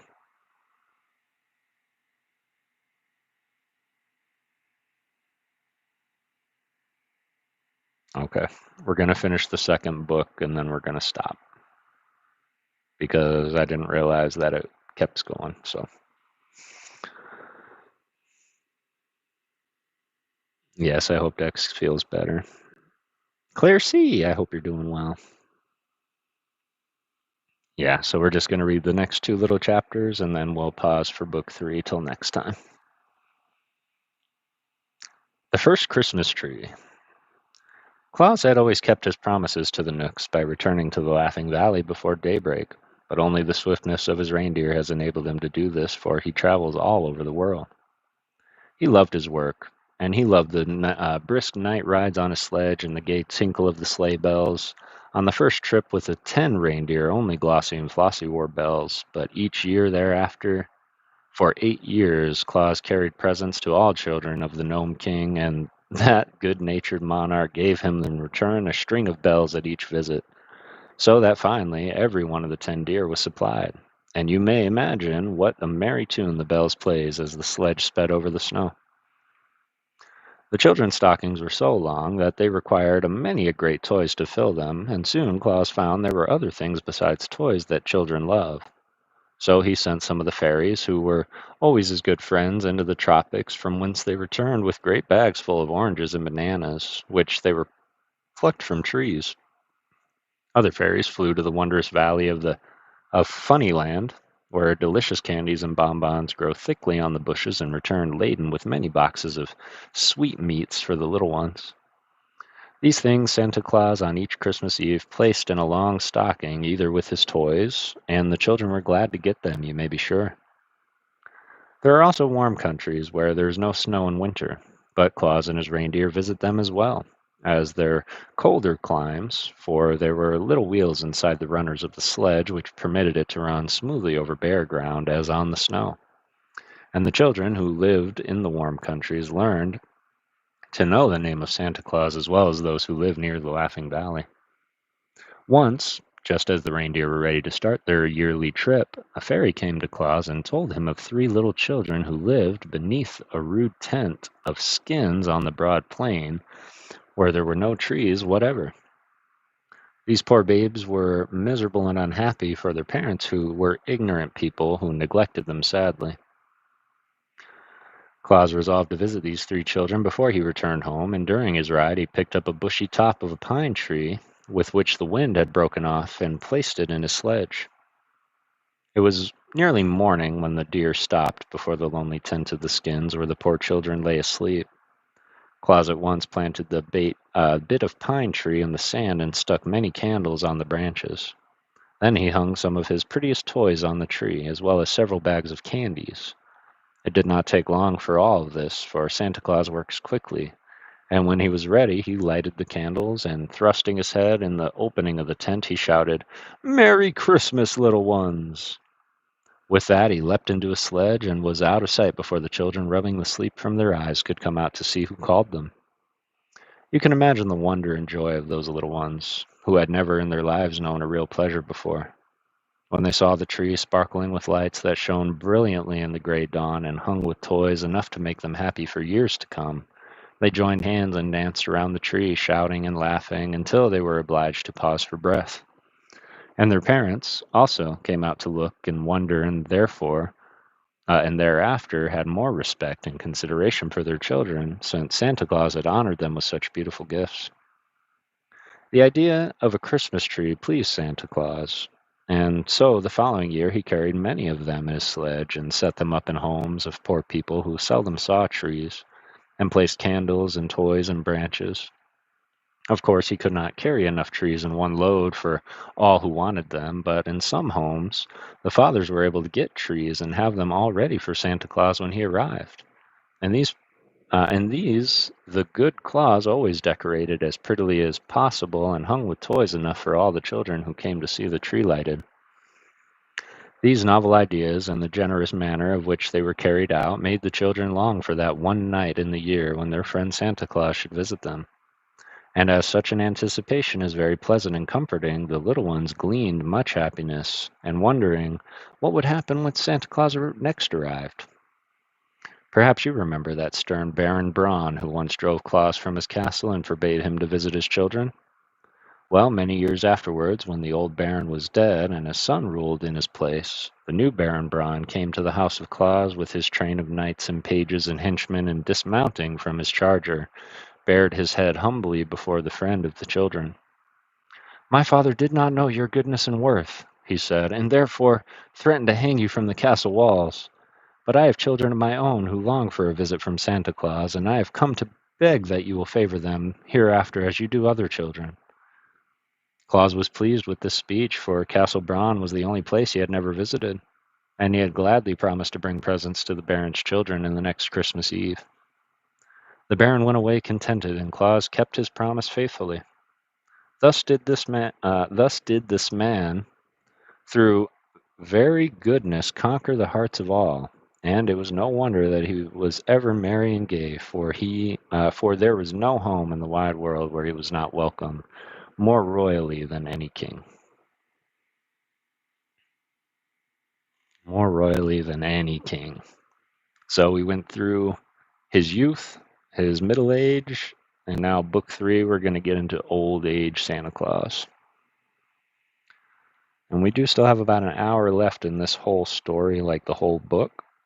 So we're going to finish this up next time, as well as we're going to dive into some other holiday tales as well. shared, we will get our last two. You guys are great. Yeah, you guys are great. I appreciate you guys. I didn't realize we've been doing that for 3 hours already. When I looked up these books, it was like, yeah, it takes about 45 minutes for one and about, I would say 38 minutes for the other to read it. And now we're going on, what, 2.5 hours, 2 hours, 45 minutes? And we're only about 75% of the way.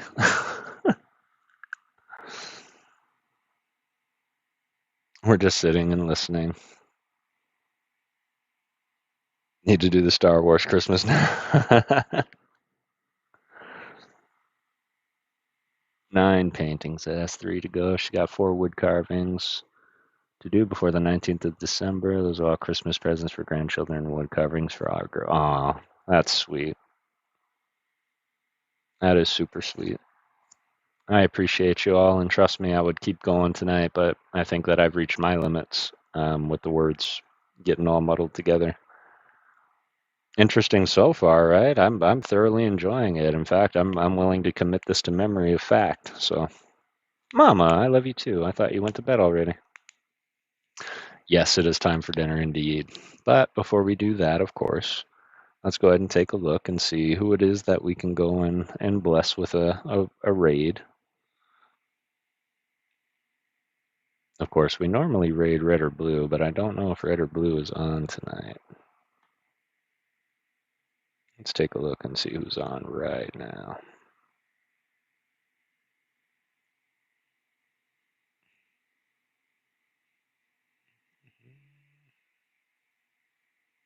Let's see.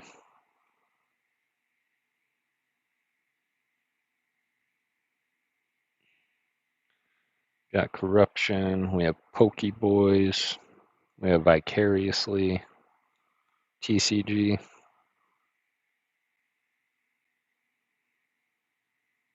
And then Chaos Collects is gaming tonight. Let's see. Let's go with the other Kev, Mr. Vicariously. Yes, Rafa. Doesn't have many watchers. You got it. We'll go with Vicariously. Super appreciate you all joining me tonight on this awesome relax and read and venturing into the story of Christmas and Santa Claus. Really enjoying this origin story. But I really appreciate you guys popping in, and it is my absolute delight to share that news that everything for me is green again, and we are going forward. And I'm probably going to eat and sleep better than I have in probably a month of Sundays. So really, really appreciate it. Yeah, exactly. Me either, Matt. So that's what happens when you're caught in a good story. I've lost many hours reading. But we're going to go see Vicariously. But keep in mind, Ghost fam, to always go out and get everything that you set out to get. And don't let anything stop you. But it takes $0 to be a good person. So always do it through peace, love, and Pokemon, y'all. And thank you so much for believing in ghosts. Ooh, I can't wait, Miss Lovejoy. We're going to open it together. Yes, Leighton family, I love you all so, so much. Sean Bowden, have a beautiful rest of your night. Ernie, have a beautiful rest of your night. And thank you all for believing in ghosts. Good night, y'all.